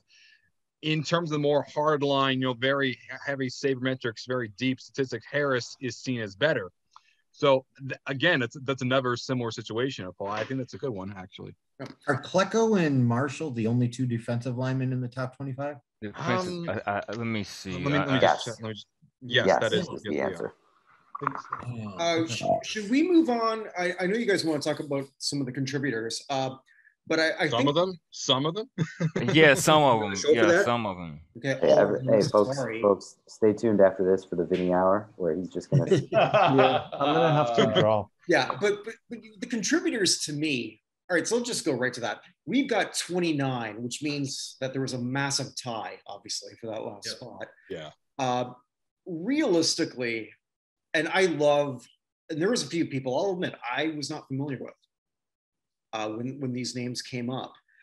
And it's, and then this is really more, and I know, and sometimes we all sort of like joke about Vinny's passion about the past, and I love Vinny Loss-Manuso so much that's why he's got his own show. Yes. on my thing, where he makes these great Hall of Fame cases for people. Sometimes he'll say, okay, this is what I'm talking about. It's like, but I always learn, and it's awesome. And thank you, Vin, for being there. Anytime. Yeah. And here we have some people that I'm actually going to make some requests actually for that show. But never before, where I'm looking at these 29 people, and I said this to Evan last night, Evan, my partner on the website. I could take the 10 people who will not get into the next 12, put them in a room in 1970, and I've got a Super Bowl dynasty. Yeah, I could see that. Yeah, and there's only going to be one person out of this stellar group of 29. I can't choose just one. I understand that the idea of want to keep it inclusive. I can't choose one. I mean, it's one thing to choose three at 25. I can choose one. I think there needs to be at least two, maybe even three. With okay, but there is. I know. I'm aware. Specifically, is what we think they're gonna do. I think it's Robert Kraft. I think Kraft. I think they're going to go with Jones Kraft. got in. How do you keep Kraft out? Like, he has the most tangible, easily understandable resume, almost 3 decades of a premier franchise. Mm-hmm. It was downtrodden for a number of years before he got there. You even talk about the Parcells years where they went to a Super Bowl in 96, even before they got all the other Super Bowls. Like, if it's going strictly off of the resume, nobody else's resume I can't see can match. I got one. Just a question. Sorry, Ron, go ahead. Who did they put in last year for contributors? For contributors last year, they for this coming up, Art McNally, the first ever official. Other than Shorty Ray in 1967. Okay, no, the reason I asked that is they're very cognizant of not putting in owners in back-to-back years. That's why Beathard went in between Jerry and Bolin. Bolin, yeah. So that's a factor. It's a moot point now, but if you're talking about next year and they put Kraft in, you can bet that it won't be an owner. Question. Yeah, we talk a lot about what off the field stuff is going to make a difference for given players. Antonio Brown, obviously, we know that Darren Sharper would be in, but for Robert Kraft, folks, let's not forget. Yeah, the Florida incident. Of course, it's Florida. But it's a delay because when people really look at Hugh it, Grant was an incident, all right? What was it? It was George Michael was an incident. Who got a rubber tug and his wife was dead. Who gives a shit? Because it was sex trafficking. It's not about paying for. It's not about like the one thing. It was a sex trafficking investigation. Did he sex traffic? If you're the sexer, you're the sex trafficker, bro. That's true. That is true. That is definitely true. Does it matter? I don't know. But I'm asking. It's a fair question. What's up with massages? Players. I'm curious if that's something that any of us have thought about. I think it's kept him out. I think he would have been in already. Is it going to play a factor? I'm curious to know what people think. I think it's what kept him out of being a finals in 2020, Jack. I do think you are onto that. That's a big reason as to why, as much as if it was to say, Kraft's going to do it, I can't really say it because don't forget, they also merged coaches with contributors this year. So, I mean, it could easily go to one of the coaches that missed the mark. I mean, Buddy Parker has been second place in both the time that they got Flores in and the time they get the time they got Dick Vermeulen. So if they want to go with a coach for this one, Buddy Parker or hell, maybe Don Coryell or Clark Shaughnessy could be the one that goes forward. But then, so when Evan and I were talking last night, and we had our consensus number one, and I want to see if you agree. And again, I find it so fascinating that the youngest person on our panel is the most historically conscious, but we were of the belief, him and I, and somebody who was, and maybe Jack, you can sort of like bring out all the ones who were sort of chosen for 2020, and we can sort of look at that. Ralph Hay, who's part of that group, Ralph Hay, without him, are we even talking? Not only are we not talking tens of thousands, hundreds of thousands, if not millions of people do not have jobs at the very moment. As much as I want to make the case for someone like a Kilroy or Shaughnessy or a Cywolf or the many other contributors that are not even on this list, unless you're a pre-NFL guy, all these people here in the room making the case for every single people, even the Hall of Fame itself, would not be in Canton if it was not for Ralph Hay. Period. There's a Ralph Hay. Wait 1 second. Hold on. I'm sorry. You don't think all of these people who are already coaching their own teams, who are already involved in sport of football, wouldn't have figured out, hey, we're all in the Midwest, let's make a fucking league?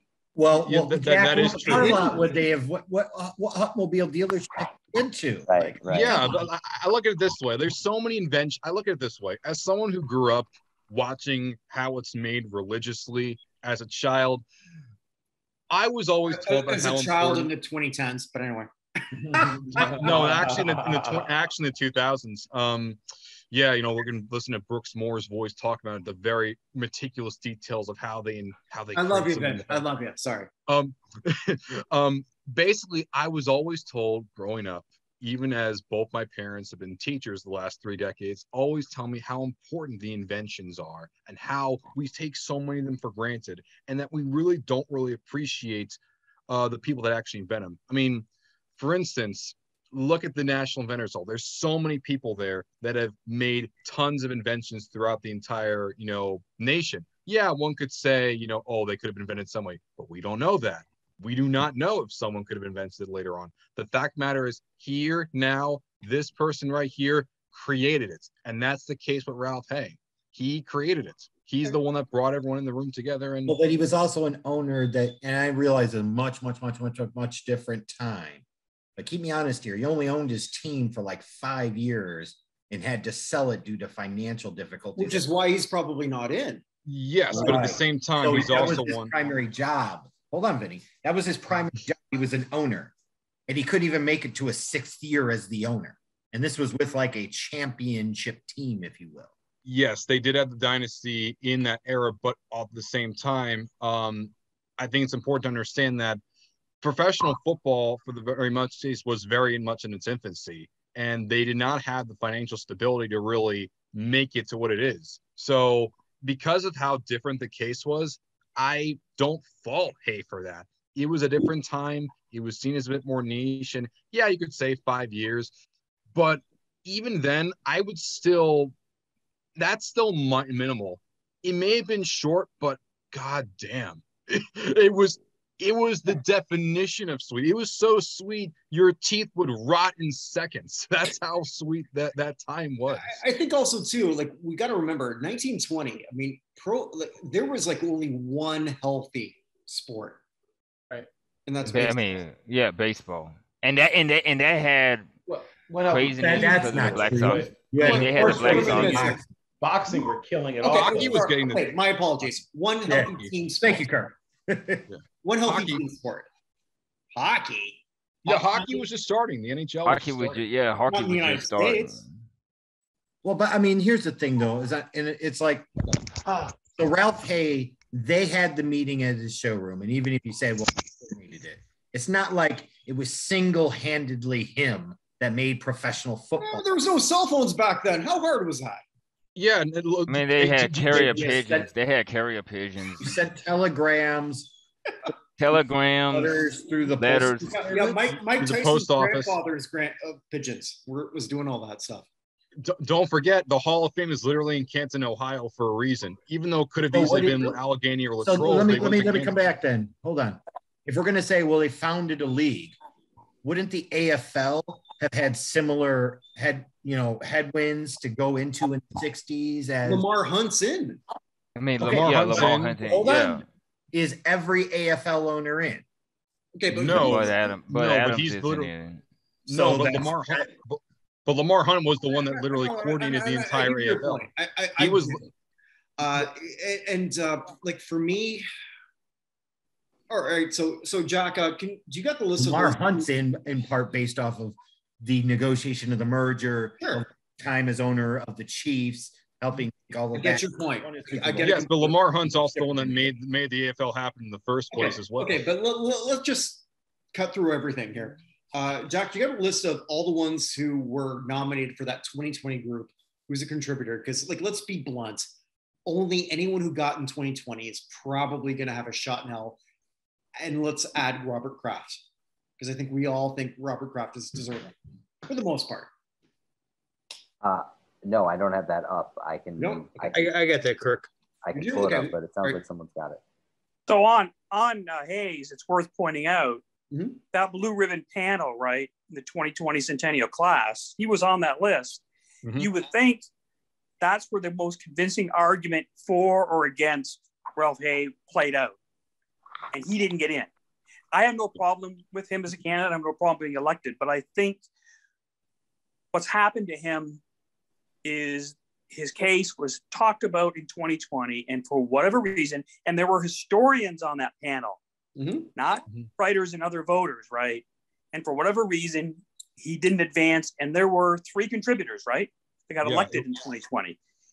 So I don't know what the problem is with this case. I think we point out a few flaws. All I'm saying is, I think those flaws became very known in public to the voters, and it's dragging his case down, at least for the time being. So I don't see him. And I think there's some issues there that are going to keep him out for a while yet. I don't necessarily understand or know. Maybe we all don't or agree with it. But if he couldn't get elected in the 2020 Centennial class, when the Blue Ribbon panel had actual historians on there making the case, and 3 of them were selected and he wasn't, there's a problem with his case, and the voters are aware of it, whatever that issue is. We may have pointed out a few of them. All right, so fair enough. So who are the other ones that have gotten to this point? Well, you were saying about people that were named in 2020. Yeah, 2020. One name that I was actually not too sure would ever come back is actually Seymour Saywolf. That's the guy that created the Elias Sports Bureau. That's such a reach. Stats. I'm sorry, man. That is such a reach. What is the list, Chris? I'm the dorkiest of stat dorks. Okay, do you know that when I dream, I list all the Super Bowl winners, losers, and MVPs, not in Ghibli-jish. In reality, 1, 2, 3, 4, 5, all the way down. I'm a fucking stat dork, and that is the dumbest thing that could possibly be. Why are we spending time talking about a bust for a guy who invented the Elias Sports Bureau when all of them, when you could be talking about any number of people whose a contribution to the actual game itself. That's right. So much more which goes tangible. Judge, preach, Jack, preach. But he was. So who else do we have in 2020? Chris is typing it actually. Yeah, I just dropped it in the sorry. chat there. All right, Bud Adams, Ralph Hay. Crap. Here's how old I am. I have to do this. Kirk said, I do not need glasses. I do not. Oh, no, I do. This is me with my contacts. That's why, Jeff, you and I were saying, like, God, I'm old. Yeah, I know, right? Yeah. I wonder if Art Modell, if we want to go to the Ohio theme, no chance in hell. I don't think there's a chance in hell. I go with Rosenblum before him, and I know you're saying about, like, the gambling. He still owned his teams for the next 15 years. But he's not on it, bud. So that's true. Yeah. So we got Bud Adams and Art Boko Modell Kilroy. I love Boko Kilroy. Remember when he came up before, there was a firestorm of controversy. Yeah. Mm-hmm. Would Murchison have a chance, Paul? Like it's I don't know. It's kind of a unique situation. Is Gosselin on the committee? Frankly, kind of surprised that his name popped up in 2020 again. I think, he certainly is a unique case to be made, but I don't know whether his overall contributions as an owner perhaps really raise at the level of the other. The group that I really want to focus on, and Kilroy is one on that. Frank Kilroy is. The Hall has never really, until recently, really acknowledged scouting and the importance of it. And my only thing with the contributors is, okay, owners, fine. But I really think the group that continues to be underrepresented, although some of them are now in the Hall under contributors in the last several years, are GMs and scouts. And I would frankly rather see more GMs and scouts, and there's several names from 2020 and several on this list, right, that I would see. There's a lot of good quality there, and I'd frankly rather see more of them considered and elected than even some of the owners or many other folks that are on that list who have other contributions. I really think that the importance of GMs and scouts and building franchises, major championship winners, building teams, creating that culture is so important in the game, and I still think it's underrepresented in the Hall. Okay, so Paul, then what about... That's a group I'd like to see more in the Hall. So what about Rich McKay? Yeah, I mean, there are several. Yeah, there's several. Yeah, you're right. I'm not necessarily advocating for one, but there's several. Probably push for a guy like Judge Wells even before Rich McKay, but yeah. Or was it a John McVeigh? No. Eddie Codal. Don't forget him. How can I? Well,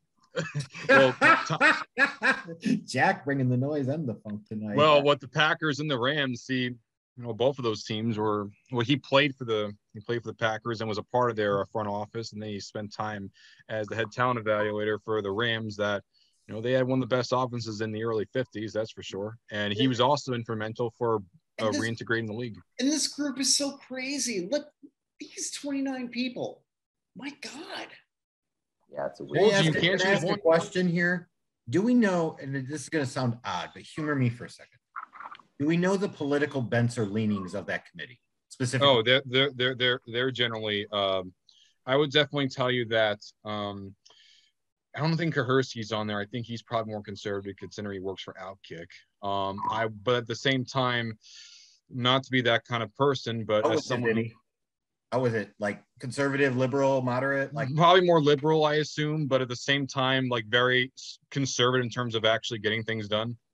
So that's what I'm asking. Like, is there Americans? My God. Anyway. Yeah, no, that's what I'm saying is like, is there going to be a play for some type of diversity here? I would think so. I would have to say yes. I mean, I think Amy Trask should get in. I think Amy Trask. Group though. I love Amy, but in this. No, I'm not saying she's the most worthy or not. I'm not saying. Yeah, I think one either. Who was the other person that y'all were talking about? Lloyd Wells. He was the longtime scout for the Chiefs during their AFL time. Yeah, and he broke the color line for scouting in the AFL, just as Bill Nunn did it in the NFL. I would say if you had to pick between Trask and Wells, I think you have to put Wells in because he is the one that broke the color line in the AFL. When you have someone that broke the color line, that I think has a higher volume, higher bar that's been broken. I would strongly disagree in this current environment. I would think being the first woman to be a CEO or team president that didn't inherit that position. And that's also another thing. But let's look at this though. Okay, how many women are trying to follow Amy Trask? How many black men were trying to follow? I don't disagree. Like I personally say, I would feel like Lloyd Wells. Like when you look at the Chiefs and you look at Buchanan and you look at Lanier and you look at Otis Taylor, like who was a major part of scouting those guys and bringing them to the Chiefs? It was Lloyd Wells. But Paul's point, I love the thought of like the scouts and the general managers, if we're like prioritizing the right ones. And I look at a guy like Lloyd Wells and say, okay, even though, you know, you've got others on here, like he checks a lot of boxes, AFL guy, you know, you could tangibly point to other Hall of Famers that he identified as part of his process. You know, there's a diversity play. Like there's a lot of plays there for somebody like Lloyd Wells. I'm not saying he's the one. I saw Paul, I think you kind of shook your head no about whether any diversity elements would come into play here or not. Yeah, it's possible, I suppose. I think, you know, this is the first time, right, we've ever seen the 25 of coaches and contributors. There's a lot of names in there. And I think a lot of the names we're talking about rise to the top. The question is, who's the first one up? And I just think about, well, who do we know who's constantly been in the mix? And that's a guy like Robert Kraft, and there are a couple others, right? I would say Roone Arledge as well. I mean, I don't know if that's the case. From what I read about where the contributors have gone, it's a relatively new category. Yeah, there's well-known names here.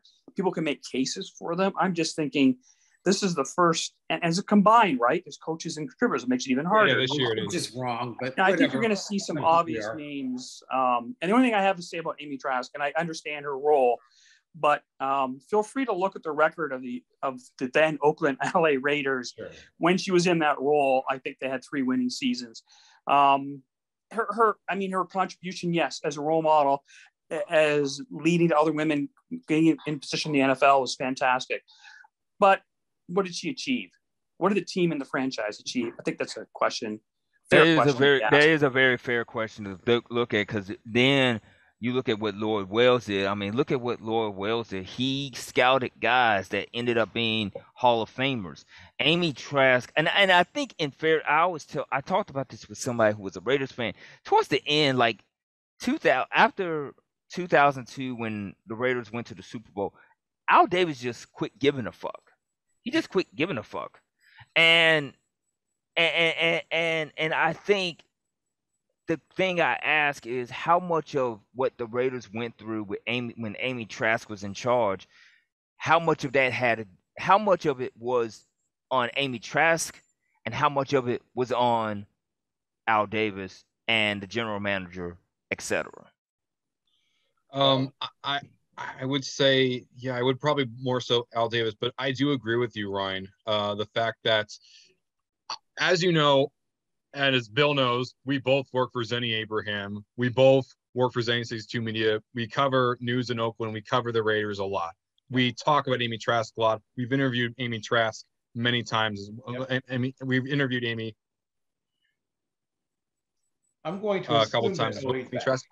I even did a piece on one of my course for Amy Trask, and I want to see Amy Trask make the Hall of Fame. I want to see tons of pioneers make the Hall of Fame, and she's one of them.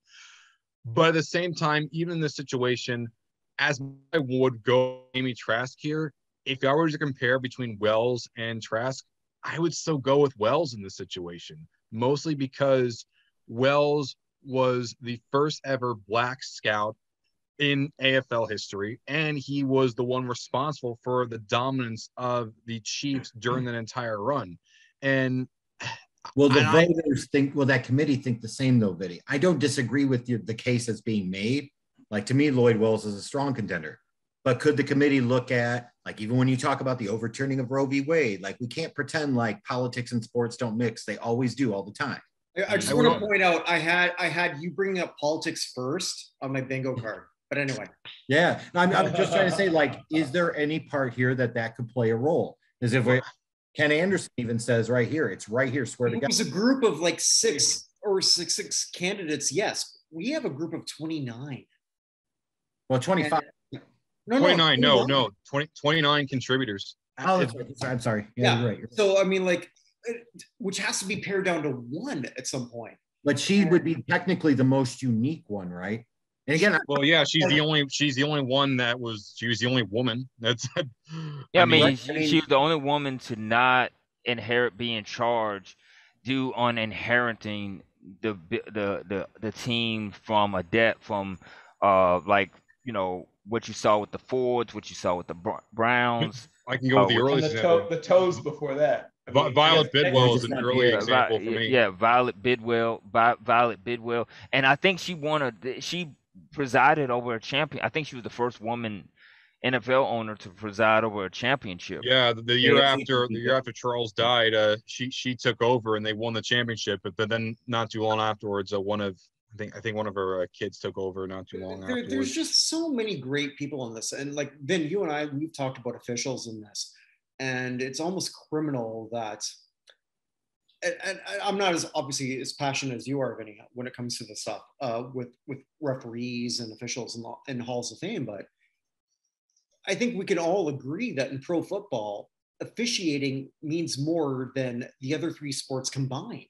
Whenever I see an official even say anything, I feel so bad for every single person that's an official. Now, granted, one could say that, you know, hey, officials are making a lot of money. That's true. But I always think about the number of death threats these guys receive on a daily basis based on just getting a single call one way or another. Oh, Lord. Don't mention Bill Vinkovich. Like whenever calls me, said, oh, that guy just got someone's making a bomb delivery to that guy. So, oh, that guy is going to get a flaming bag of fecal matter to his wife. Like, I always think about that stuff constantly with officials because I always feel so bad for them. Now, granted, there's always there's a human element as well.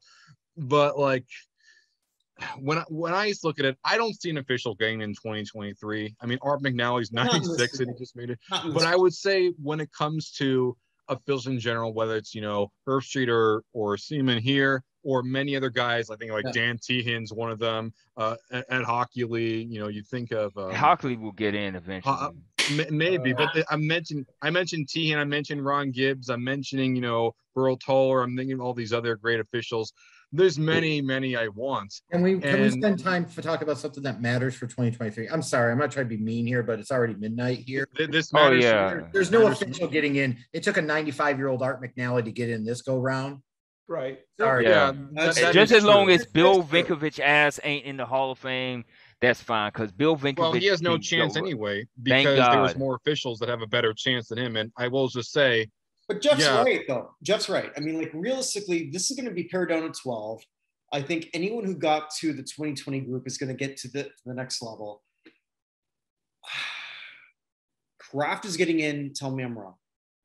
I think out of those, I think Kraft is the most likely. But what if they go with a coach instead of a regular contributor? Because I think they go with Mike Shanahan. They're gonna have to go with. I think they go with Mike Shanahan. If you're gonna go with a coach, you're gonna go with Mike Shanahan over Buddy Parker. Over either him or Buddy Parker. Either him or Buddy Parker. It's one of those two. Here's somebody we haven't talked about. When we talk about like previous finalists, and I'm huge on influence. Don Coryell. Yeah, he's out of all the coaches here, he has by far the most number of times as a finalist. Like I think like 6 times. Too. Yeah, 6 times. And look at his coaching tree. I mean, you have Joe Gibbs, John Madden, and Bill Walsh, and all of their philosophies can be contributed back to Don Coryell, who even goes back to the Sid Gilman coaching tree, which is so large. Which I think is the largest coaching tree, if I'm not mistaken, or at least the most impressive one. But when you look at Don Coryell, and there's 3 coaches that come to mind: Shaughnessy, Parker, and Coryell. Those are easily my top 3. I think fine Paul with Brown's coaching tree might give Gilman's coaching tree a good fight, but okay. Yeah, has Shaughnessy been a finalist? I don't remember. He has been a finalist actually a few times. Back, I think in like the late 60s, early 70s, he was a finalist a couple times. I know he's a semifinalist in 2010.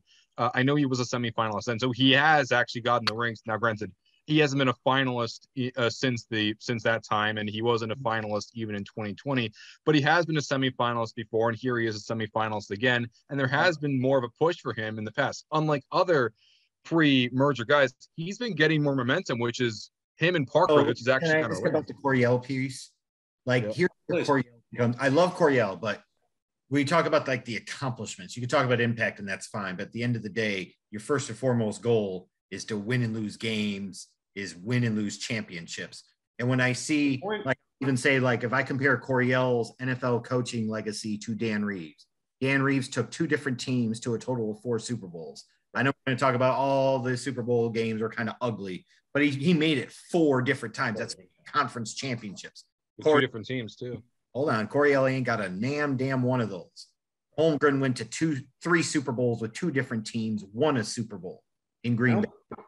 I don't believe Coryell was even all that close. No, he had the 81 season, the AFC Championship game. Right, Kenny Anderson and the Ice Bowl. I mean, yes, we all remember that game. Yeah, so I'm just saying that if I look at Coryell, I think when you look at some of the other coaches that might be on this list, I find it really hard to make the case because I don't disagree. I wish he would have already been in here. Coryell, though, to me, he's more like the fusing of that coach and contributor. Yes. You could make a case for him in either category. Does that play a role? Him and getting late. It is getting late. I wanna share one thing before I have to jump, and I put it in the chat, but I want to say it. Based on everything that we've been talking about and this idea of are they going to just kind of try to line guys up and take the combination of guys who have been in the mix, and then guys who check certain boxes. This is, I'm kind of feeling lost on who's going to get in, quite frankly, because there is a certain respect, there's a random feel to it. But this is going to be my pick. My pick is going to be for this year, Delwig, Gradishar, White Shoes. I think that you get a mix of eras.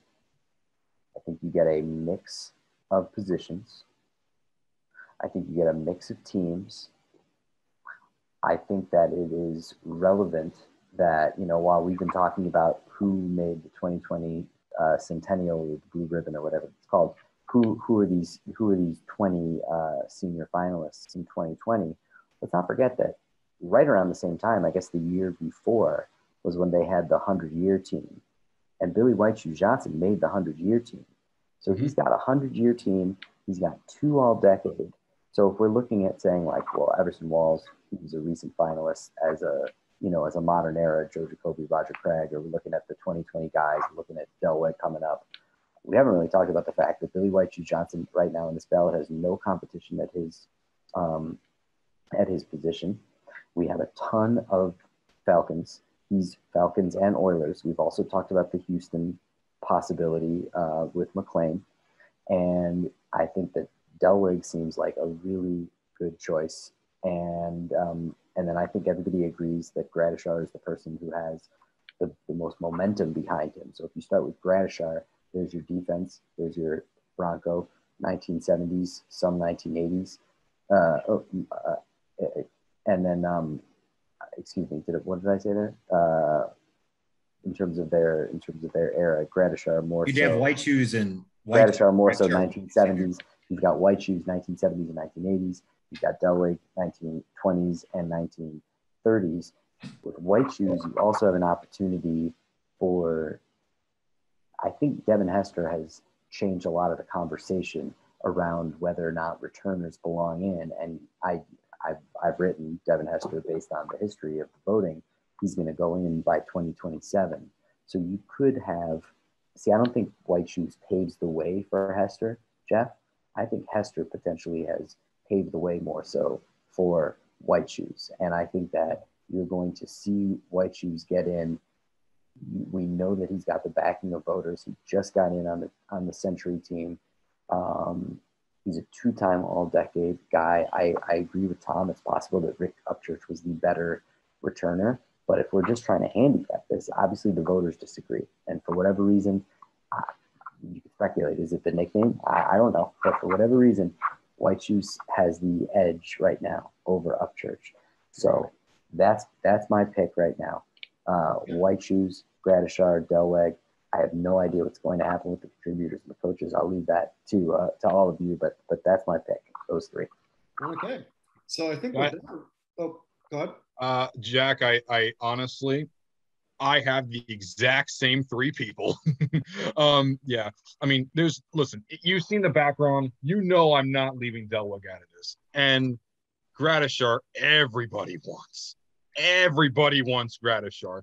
And as much as I would want to go with, Hallie, but I said to myself, I kind of can't do two linebackers. So I said, there's one guy on here that has two all-decade teams and two all-anniversary teams. How can I say no to that, especially someone who, like me, who absolutely adores special teamers to sometimes an unhealthy amount? So, yeah, I'd go with the exact same. And if I were to go with the contributor, if you're going the route of the usual contributor, it would be Ralph Hay. However, if I was told someone inside to choose a coach as like the coach contribute section, it would be Buddy Parker. All right. So with that, I think we might be sort of, because people are dropping off. So let's just call this a night. We never even predicted who the 12 would be, did we? We didn't. Well, we kind of just talked about that accordingly. I give you no homework, guys. Come on. It's all good. We just sort of kind of predicted who wouldn't be. I did this instead of calculus homework tonight. So there's no mathematician here. I will close with this. Vin and Jack, 2 out of 3 ain't bad, as Meatloaf said. Billy ain't going. But anyway. I don't see him going in either. I think it would be Hallie is more likely. But in terms of who I would want, it would be a White Shoes. But I just wanted to meet reference. I'm kind of with Jack. I think we talk about that's a surprise. It would be a surprise. Smaller committee, influential type of presence like McLean in the room. The Atlanta, something clearly happened. So this is where the Jeff conspiracy comes in. Like when you look at all the factors, Hester paving the way. Conspiracy. Is that crazy? I would say this also, if we're going to have if White Shoes going to get in, make the people from, I can't see it right here. Make the people from the Atlanta fan base happy because I have my Matt Ryan signature right here. Oh God. What, you think I didn't have this? Oh, we know you did. I'm surprised you didn't have it tattooed on your ass cheeks. Had Matt on your left cheek, Ryan on your right cheek with an arrow pointing down saying goes here. Who's in the other cheek? Matt on the left cheek, Ryan on the right cheek, pointing down to the crack saying goes here. Right, let's just turn the other cheek, okay? All right, this really fell off the rails, and usually this is my fault. Usually. Thank you. Listen, I grew up in an era in which, you you grew up in the era hosting Run Supreme in my generation. I may be wiser than most, but goddamn, I can meme just as good as anyone else my age. Back in the old days when they had the iPhone 1 that didn't have a camera on it. Back in the Stone Ages. Yeah, okay. You're the only one here who doesn't know what a flip phone is. I know what a flip phone is. I had both. Yeah, when you take your phone, you flip it. That's what it is to you. Not a single scratch on this thing. And my dad says, that's because it's always in your hand, Vincent. And I said, you aren't wrong He did grow up in a post 9/11 era. That's crazy. And I'm from Long Island too, so it's even more interesting. All right. We're done. I can go on for hours about. I know you can. Yeah. Well, next year, I'm pushing harder again for Roger Brown. Yes, please do, because he's one of those guys that's like, how does I think of like when I see Jim Marshall, I said, how the hell does Coy Bacon not seem to get brought up at all? You know what I mean? You mean 5-time playoff bowl winner Roger Brown? Yeah. Former USFL star Coy Bacon. Anyway, guys. Yes. We're calling it. Wherever you are, wherever you may be, thank you all for being a part of this. See a lot of our other shows here at Not Hall of Fame, including if you love Vinny, he's got a regular show with me. So hey, run with that. With that, stay safe, everybody. Take care, folks.